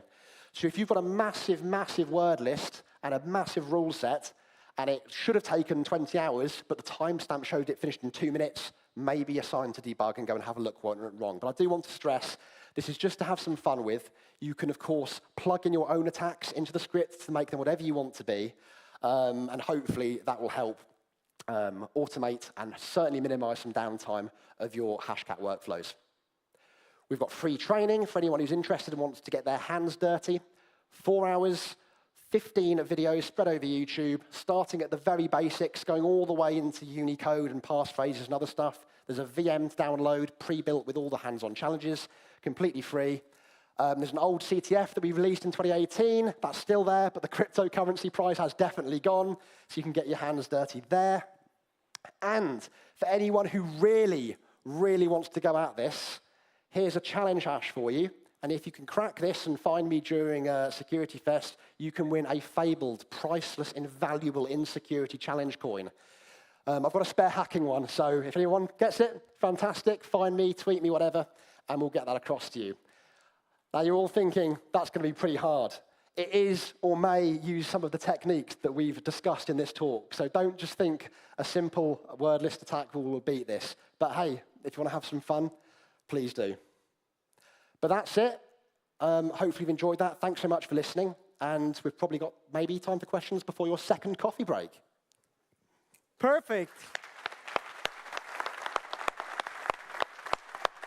Thank you so much for a really good talk. Really interesting. Not my forte whatsoever, but it's really cool. Questions? Surely there are a lot of questions. Come on, do it. Questions, questions? Raise your hand, like one question. Come on, yeah, we got one. Is it on? Yes. Let's assume I am using the password script kiddie, yeah, as one word. and you have it in your dictionary as well, obviously you can crack it, right? If I swap the middle I for a 1, can you explain the rule in Hashcat that would target that specific password? Yeah, it would be a substitution rule. So on the Hashcat wiki, there's a nice table of all the rules. So you've got things like insert and overwrite. Now, for that explicit use case, I would need to know, of course, the position of I in there to target that I. And it would be the lowercase s for substitute, then the lowercase I, then a 1. So when it sees an I, change to a 1 in this case. Now, that would be actually an SI1 would be for any place in the password. If you wanted a specific positional requirement, I would need to target it differently. But the rule SI1 should do that. So SI1, yeah. It will swap the middle. Well, that's a position-independent rule. So if the I was in the second position or the 5th or the 10th, that rule should just look for the lowercase I and swap it to a 1 regardless of where it is. Yeah, but I have multiple I's and I only want to swap 1. Oh, you only want to swap 1? Yeah. Okay, that would be a positional. I only swapped 1 of the I's in my password. Yeah. Can you create a rule that targets that? I could create a rule, but I don't know the rule modifier to do it off the top of my head. I could do it and probably do it for you after the talk, though. Yeah. Okay, thank you. We can. Yeah. No problem. Questions? Come on, be brave. No one? No one wants to tell me their password. What? You can have mine. Ah. No It's all right. questions? Yeah, we have one more. Security Fest 123 exclamation mark was cracked long ago. Oh, don't you worry. already know it. God damn it. So we were talking a lot about password, how send safe and all that stuff. Is there anything you would hide? Oh, might have stayed up as well. Right. Would there anything you would recommend to provide for a good password for a user? Anything that's generated by a password manager. Anything that's generated without a human brain. So, yeah, I mean, there are some password manager-generated passwords is absolutely the answer, granted. But if we're going to go to absolute specifics, based on modern entropy requirements for what is considered to be uncrackable passwords, assuming you are using upper, lower, alpha, and numeric, you need 13 characters for that password to be uncrackable. Okay? 14 if you drop the special characters and just use mixed alphanumeric. Now, I only say this because, and I was a victim of this too, for many years, my password manager, I used to move it to like 100 characters and generate these massive things. But there's no point, you're not really gaining actually any security benefit from that because it doesn't matter. All that happens is you do that, and then one day you realize you've done it for like your TV, or you need to input something in a remote, and you curse yourself. Or in my case, go and change my password to like a 13-character password-generated string. Sounds good. So should we still be aware of like LLMs or AIs right now? Should we ask them to ask a password, or does it become a problem?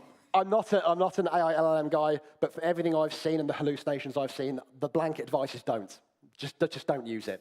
That might be an unpopular opinion, but I can only base on my experiences and opinions, and I would say avoid it like the plague for this kind of stuff. Yeah. All right. Thank you very much. No problem.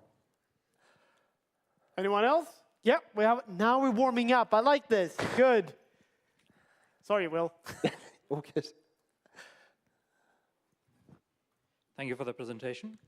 So I know for a fact that in programming languages there exist secure random number generators and non-secure random number generators. Can you crack passwords that are made from non-secure random number generators?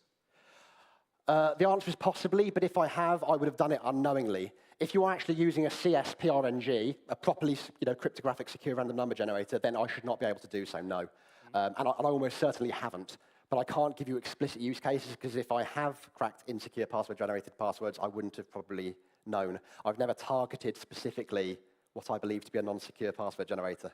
That almost leads into that kind of Stack Overflow post and the truncation of hashes and that kind of stuff. Those would be potentially insecure password generators.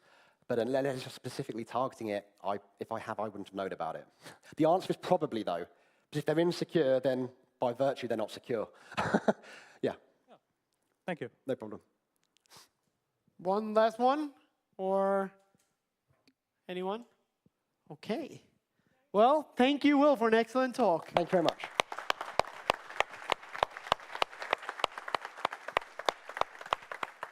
And now we'll see if we got another coffee break. We will stick to the schedule published on our site. So go bananas. Or don't.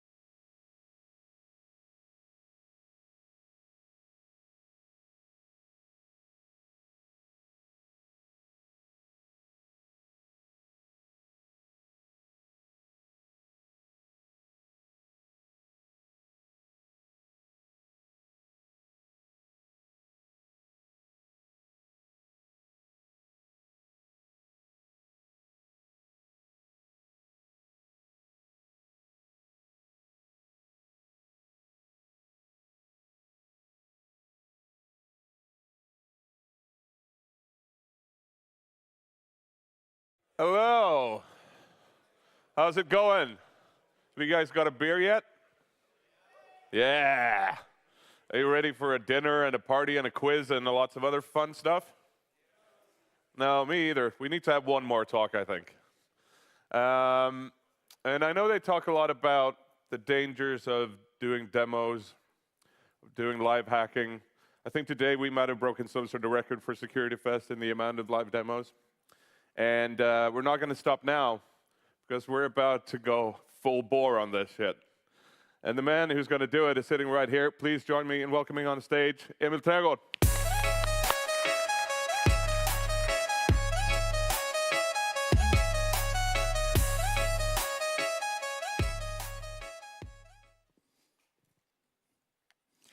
Hello, Security Fest.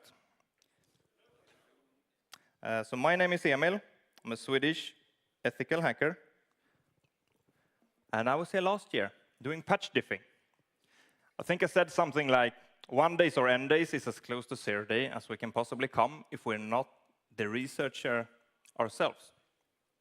And I'm here this year to challenge that statement. And this is the timeline from last year. And it shows that the space between the vulnerability is found and the vulnerability is reported is what we call a 0 day. It refers to that the vendor or developer had 0 days to patch an issue. And the time between the patch is released and that you apply a patch, that's what we call an N day or a 1 day. And it refers to that you had at least 1 day to patch an issue. And if you didn't see my talk last year, it doesn't really matter. It has been some severe shitstorms in website hacking since I was here last time, and I thought we could use one of them as a quick recap. So we'll start this talk with another N day, and we go from there closer and closer to 0 day as we go. So quick recap. I do a lot of website hacking. The most used content management system for websites is WordPress. It powers over 60% of the websites that has a CMS. And if you do penetration testing for websites, you should really know WordPress. And I thought we could take a look under the hood of a security add-on to WordPress. It's built for enhancing the security, like two-factor authentication and stuff like that.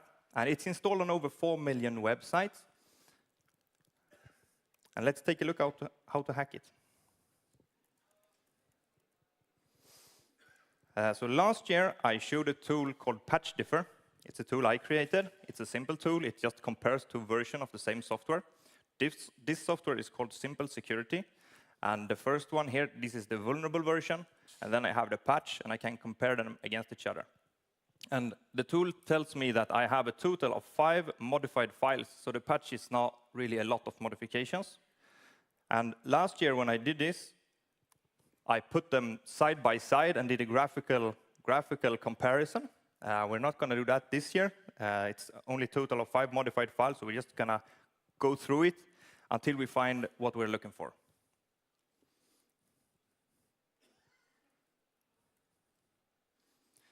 So we're starting comparing the commits.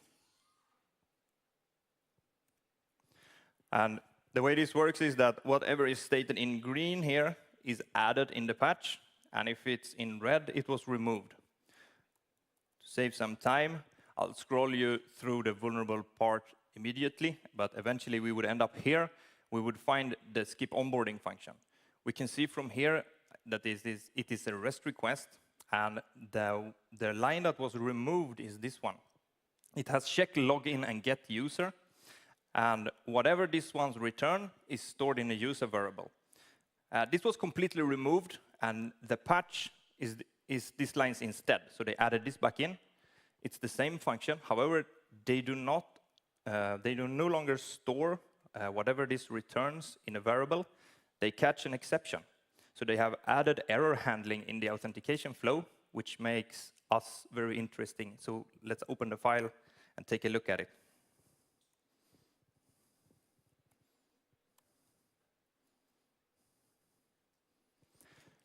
So we're using a tool called AGP, and it's a tool I created on top of another tool. It's one of my favorite tools called AG the Silver Searcher. And AGP is basically AG the Silver Searcher for PHP vulnerability hunting. So we can do -F for search for a function, and it can tell us where this function is declared in the software stack. So I can open it. If I just copy.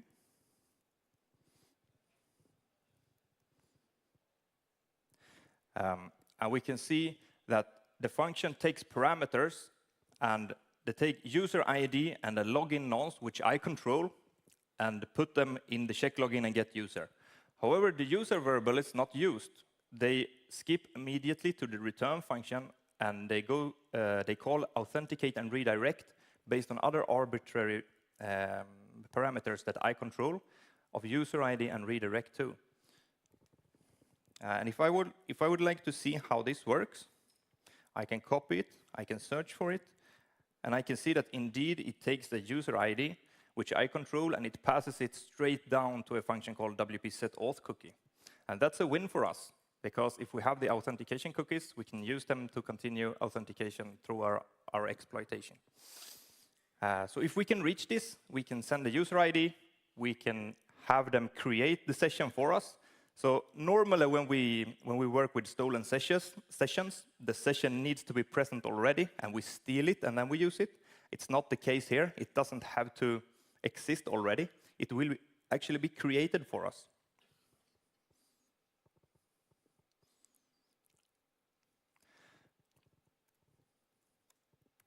So if I want to know how to reach this, I need to know how to reach it for create an exploit. I continue searching for it until I hit the register REST route here. And I can see that it's a REST route registered in a namespace that I don't know yet. And this is the route. It calls a callback with the same name. If I send a post request with 3 arguments, it's redirect to, user ID, and a login nonce. And that's actually enough for us to start creating the exploit. So I'm now in another tool called HackWP. It's a tool I created for offloading heavy lifting in penetration testing for WordPress. And it comes with a default exploit called template. So I can copy it and create a new exploit called simple security. If I just open it, I open the main.py, I get the template. It's basically an empty class called exploit. It inherits from exploit base, and it sets a method. So this is basically my exploit from now on. And since we're working with the REST API, we can just delete the other index and AJAX URLs. We do not need them. And we start adding in parameters and see if we can hit this.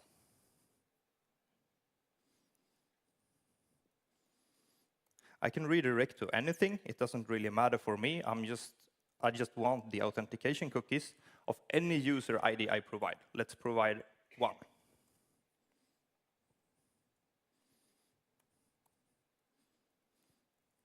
I'll just type any here. The login nonce is a cryptographic token, but we know by looking at the source code that they do not use it. So if it fails, it doesn't matter for us. They still continue to the setAuth cookie, and they give us the cookies. So we type any, and we try that. And our exploit is now basically a single post request, and we send to the debug the response code and the response text, and based on if the response code is 200 or similar, we return true. Otherwise, we return false. Let's try this out.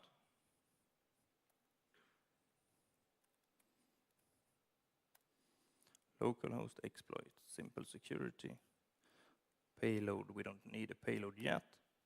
We run it. No route was found because I didn't add a route. Okay. So we need to hit the namespace. I think I said it, but I didn't copy it. We also need to hit the route. If I spell that correctly, let's try it again.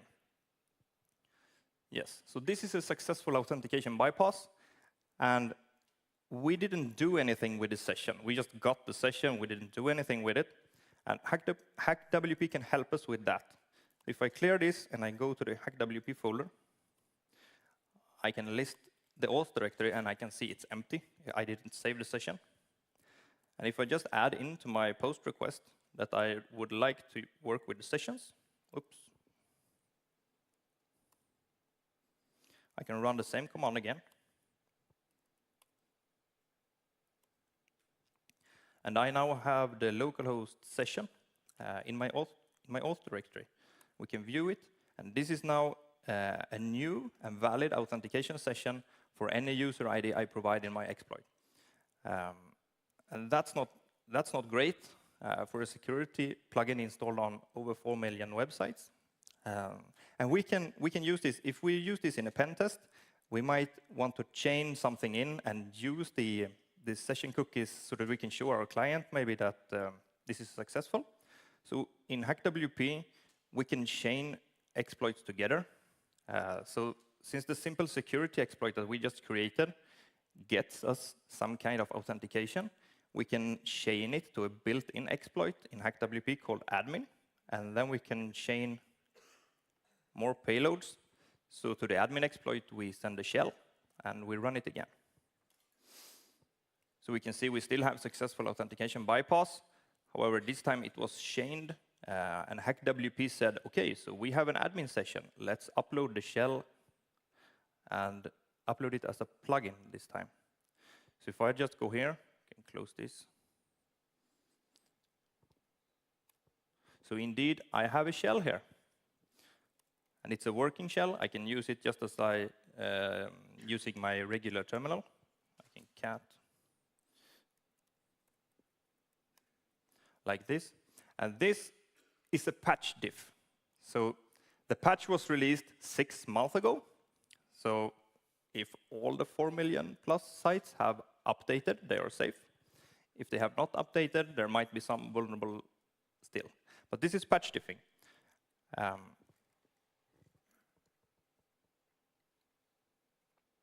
And we are now in the end day space. And can we get closer to 0 day without being the researcher ourselves?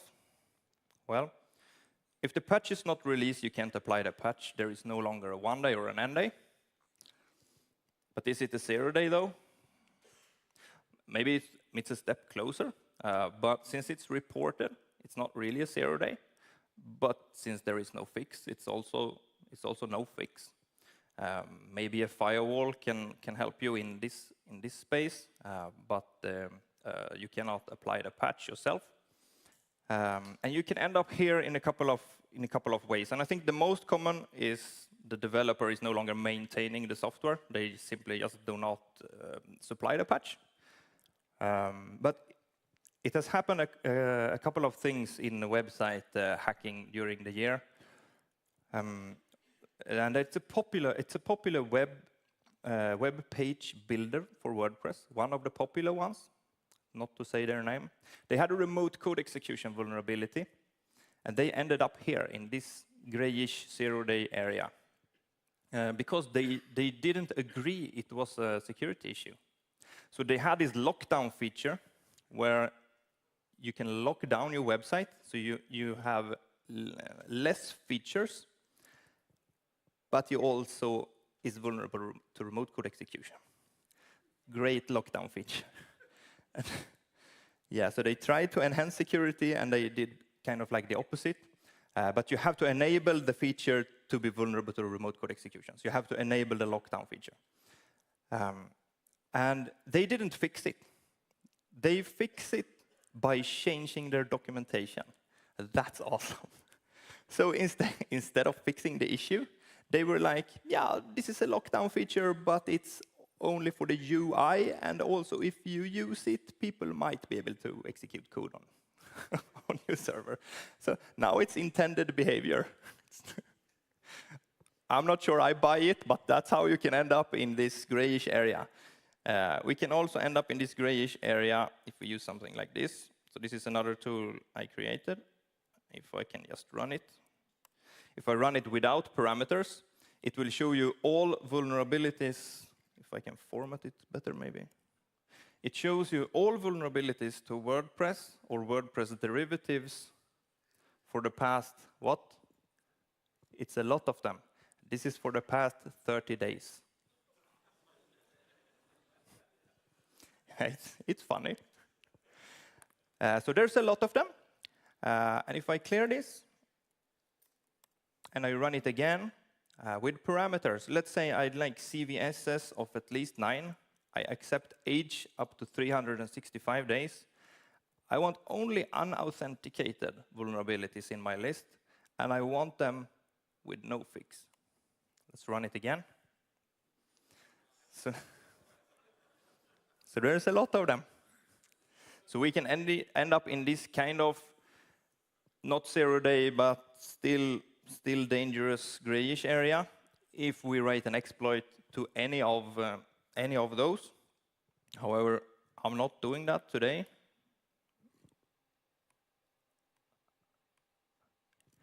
We're taking it one step further before writing the next exploit. So what if the vulnerability is found but never reported? We take away the report. We now have extended 0-day space, right? Because somebody found a vulnerability that didn't report it, that's a 0-day. So my question now is, can you guys reach in here without being the researcher yourself? Well, I'll argue that we still need a security researcher with questionable moral, who does not care about the bounty, willing to share his research. And you guys have to be at the right place at the right time. And what are the odds of that?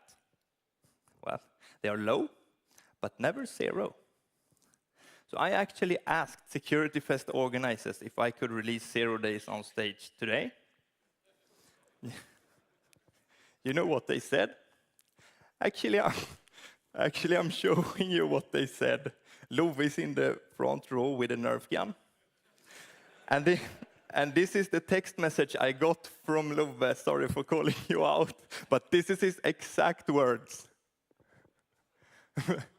He said, blah, blah, blah, hospitals, blah, blah, yada, yada, responsibility, boring, boring, blah, blah, blah, ending up on national television, more boring, blah, blah, yada, yada. That's almost his exact words.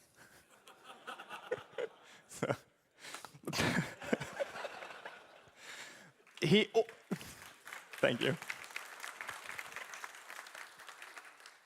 He also said, with that said, we do not have a policy against it.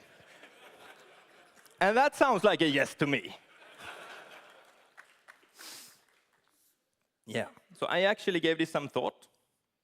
How can I release 0-day today on stage without affecting any hospitals? And, well, we can target another group entirely, like e-commerce stores. That should have just about 0 effect on hospitals, right? Have you ever heard of WooCommerce?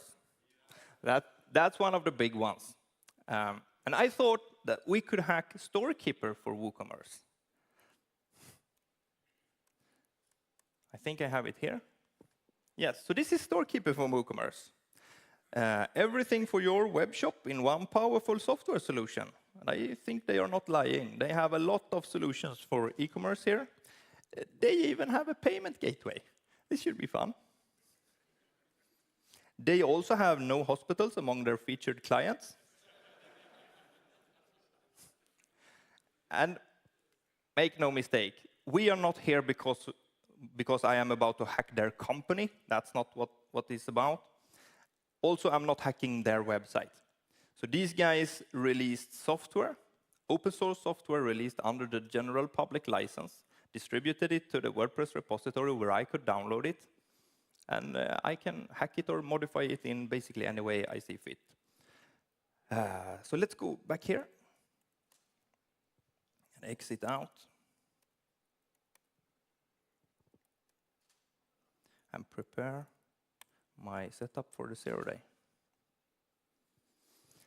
So we are now in the Storekeeper for WooCommerce software, and we can no longer use patch diffing as a strategy, right? We have no patch to diff against, but we still want to hack them. And we can use AGP for that. And the way this works is that if we're looking for remote code execution, for example, I would say that there is only so many ways remote code execution can happen. Maybe not the entry points. You know, when you poke the application, you can poke it in like infinite amount of ways to get remote code execution. But it has to boil down to something that executes code. Otherwise, it wouldn't be remote code execution, right? Same goes for remote file inclusion.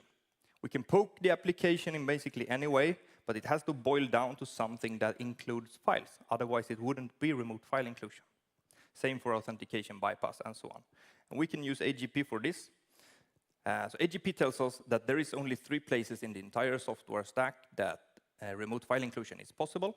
And I can see from just reading it here that the first one might be a false positive because they open, but they don't store it back to file system. So I will have a hard time reaching it from outside.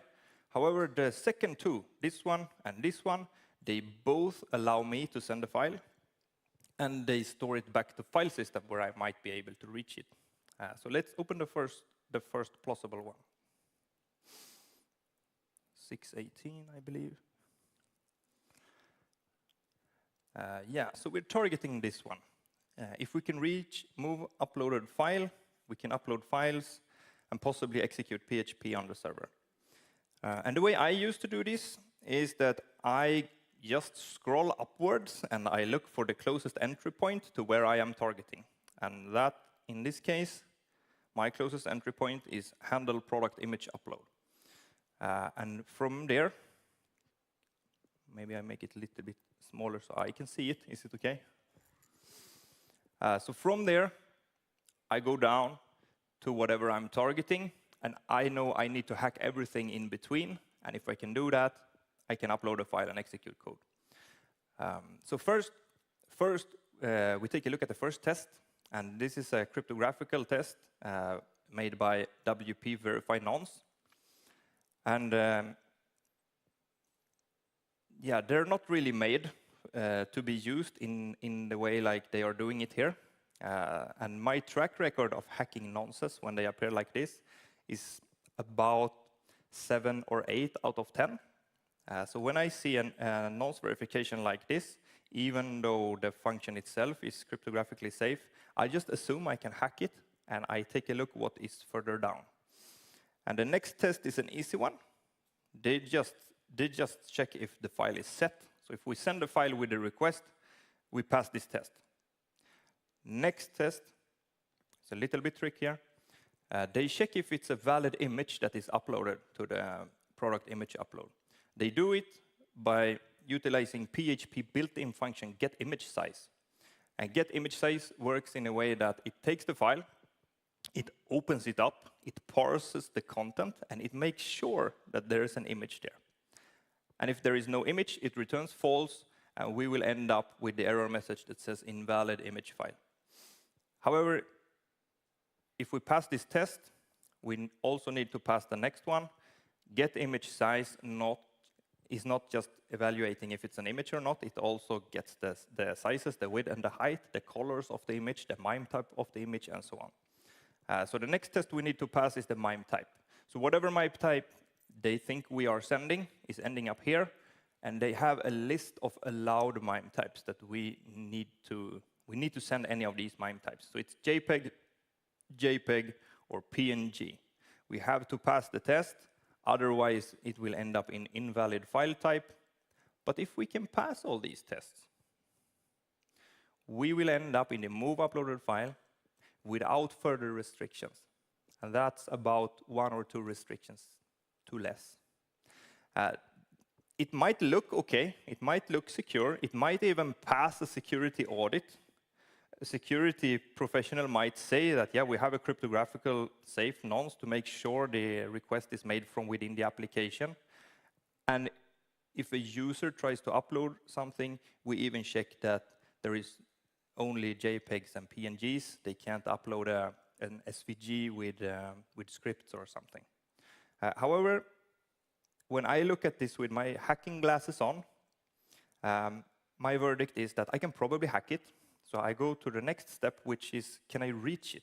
Because if I can't reach it, it doesn't matter if it's vulnerable or not. So if I copy this, I exit out, I do agp-f4 function, I search for it again. Maybe I can put it a little bit higher. And I can see that it is used in only 2 places in the entire software stack. I can run it again, so it's on one line. It's used in only 2 places, and it's not used as a regular function. It's used as an action hook.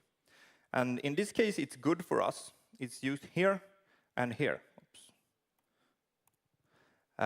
And this hook is WP Ajax no priv. That means we can hit the Ajax endpoint without privileges.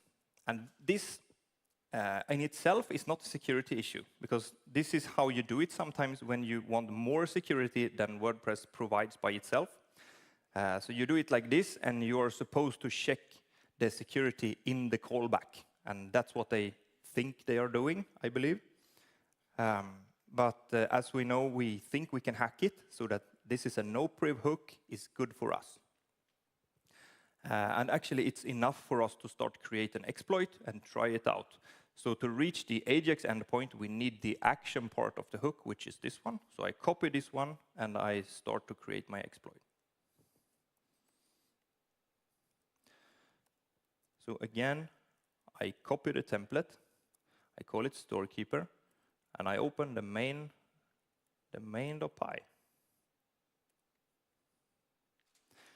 However, this time we're not using authentication bypass, so I delete it and change it to remote file inclusion on both places.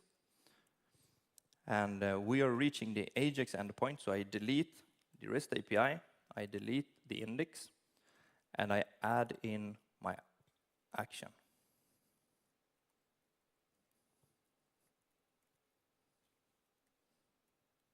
Like this.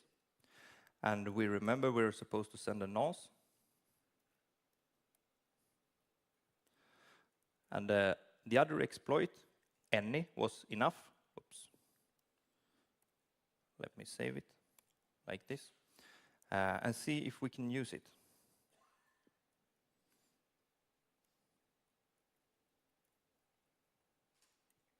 Target localhost exploit storekeeper. Payload, nothing. Debug on. See what happens. So it says nonce verification failed. And this is expected, because they implemented the nonce verification properly. It means we have to hack it. So we go back and see if we can hack it. We are now failing the first test. And I have to pass this specific nonce. I can't just take any nonce from any place in WordPress. I need this specific one. I can use AGP again -n for nonce, or nonce creation. And I can see it is created in only one place in the entire software stack. So I either need to reach it or regenerate it myself based on that I can steal the seed or something like that. But I can see that this is present in WP localized script, which is good for us. It doesn't mean automatically we can reach it, but it does not require prior authentication. So it's good for us. And if we can reach it, we will see it in an Ajax object that has at least an Ajax URL key and a nonce key. So if we open this up, I can make it a little bit bigger for you.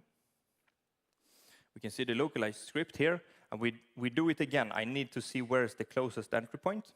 So I just scroll up, and I find my closest entry point is NQ Media Uploader script. I copy that, exit out, I go AGP -f for function, and I can see it is also not used as a regular function. It's used as a hook, as a callback in a hook, and it's used in the hook WP NQ scripts here. And this is a win for us. The hook WP NQ script does not require any authentication, and it's run on almost every page load. So we should be able to see the Ajax object from the index page of every website that is running this storekeeper software. So if I just search for it, I can show you it's here, Ajax object. And this is the nonce I need to pass the test. So let's copy it. I go back to my exploit. And we do this in 2 steps.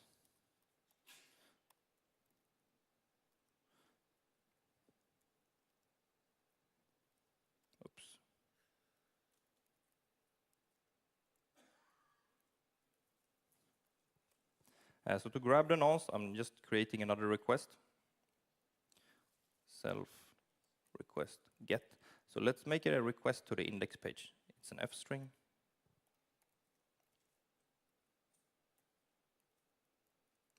And self domain will be whatever target I pass to HackWP.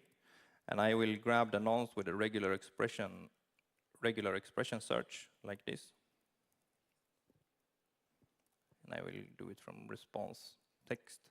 And I will grab it in the first group like this. And then I just paste the part that I copied. And I erase the nonce. This is where I create a group. And I go from nonce, and I just erase everything back to the Ajax object. This is all I need. I say I accept anything in between. So this is now looking for Ajax object on the index page, and we accept anything until we hit the nonce. And then we create a group with the actual nonce, and from that group, we place it in a nonce variable. So this should be dynamic. We send that with a request. Let's see if I screwed this up. I did. Where? Ah, there. Thank you. Yes, so we now have another error message. That means we passed the first test. And that's good for us. Let's open this again, 618. Let's scroll up. So we are now failing this test. That's the easy one. We just go to our exploit, and we send a file. So we can use the template. The file needs to be named file from here. We send a tuple so that I can name it, image.jpg, and let's just say image content. And try it again. So we now passed that test, and we have another error message that says this is an invalid image file. And that's also expected because we didn't send a real image. We sent just text content. And we can pass this test. The easiest way is just to send a real image.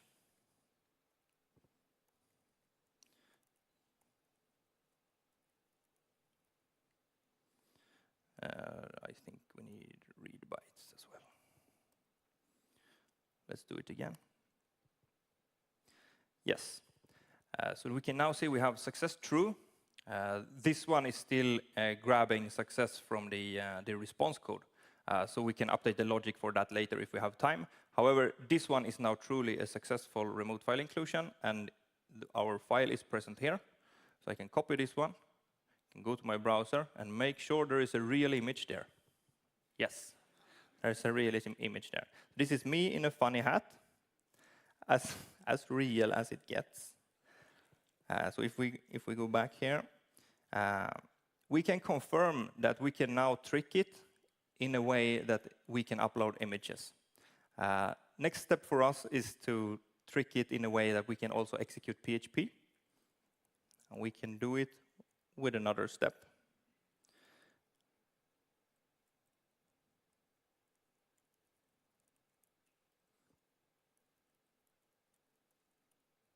And this is also, well, let me write it first.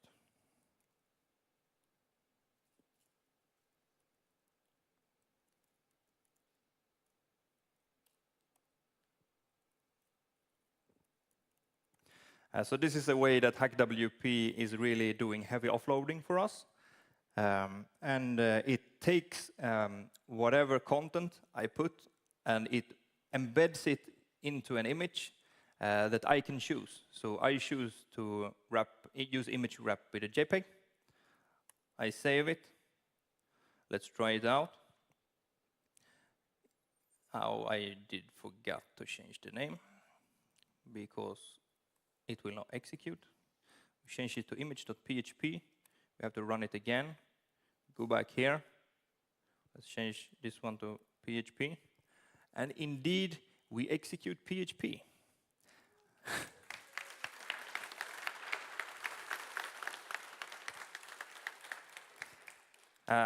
Yeah, so the way this works is that it is two independent processes of uploading the and then request for it. So when we send it, we pass every test by actually sending a file that evaluates to a real image, and HackWP helps us with that. So this is the file header of a real JPEG, and then we start to create an actual JPEG image in a way that will satisfy the get image size, and we then break it and embed our PHP. And this is totally independent of the PHP executing. So we could name the file image.php because get image size did open the file and parses its content. It didn't check the extension of the file. That's up to the developer. And they didn't do that. And then when we are trying to request the file, it's not an image anymore, the web server says, this is a PHP file. We will execute it as PHP. And they don't know how to render an image, but it will just be outputted as a rubbish, and then it knows how to execute PHP. And we can do this. We can do this a little bit more sophisticated by invoking it in the HackWP framework, like this. No.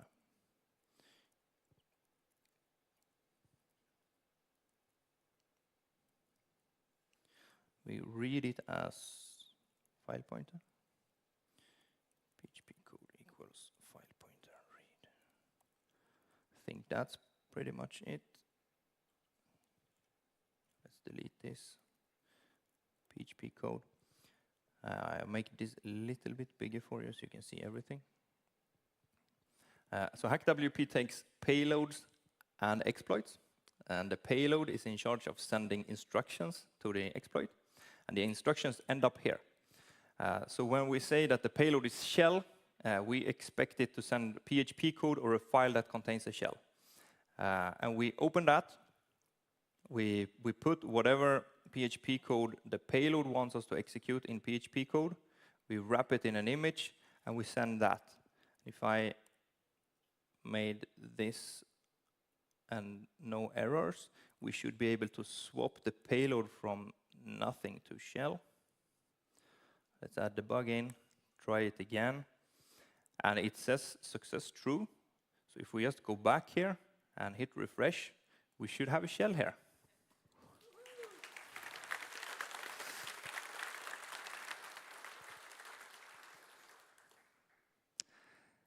Yeah, and I think I said in my abstract or a call for paper that I will set this up one push of a button from disaster, right? That was promised. So let's go back here. Take this away. And let's use another tool I created. It's a crawler for statistics. And it crawls all the websites available on the internet, and it gathers information about them, what software they're running, and so on. And one great side effect of that is that I can search through my index really, really fast. So if I'd like to know all domains running a certain software, I have to exit out because it's millions. I can just search my index. And we have an upgrade since last year. Take a look at this. We no longer need xargs. Storekeeper for WooCommerce exploit, storekeeper, payload, shell. We don't need the bug, right? Yeah, so this is upgrade. This is now multi-core, multi-threaded. and we expect every domain in the list to have the vulnerable software. We also expect them not to have any countermeasures, because this is a 0-day. They do not have probably any countermeasures, right? Oh, shit.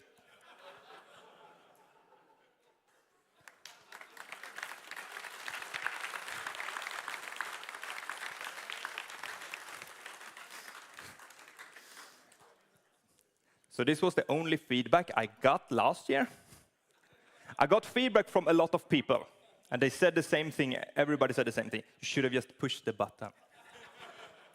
And I thought, if I only got one feedback, I could fix it. So these are my domains. They result to my localhost. No hospitals were harmed during this presentation. However,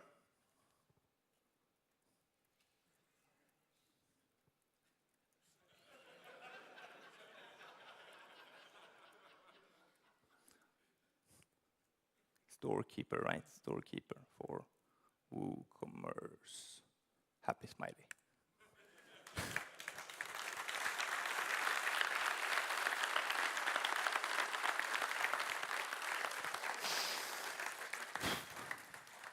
Yes. So here I am this year. I stand corrected. You could get a little bit closer to 0 day without being the researcher yourself. But I believe this is pretty much as close to 0 day as you get without being the researcher yourself. And that was all I got. Thank you very much. Wow. I don't think we could have asked for a better way to end the first day of Security Fest than that. That was pretty amazing. That's some great tooling. Do we have any questions? Like, why not do it against the real host?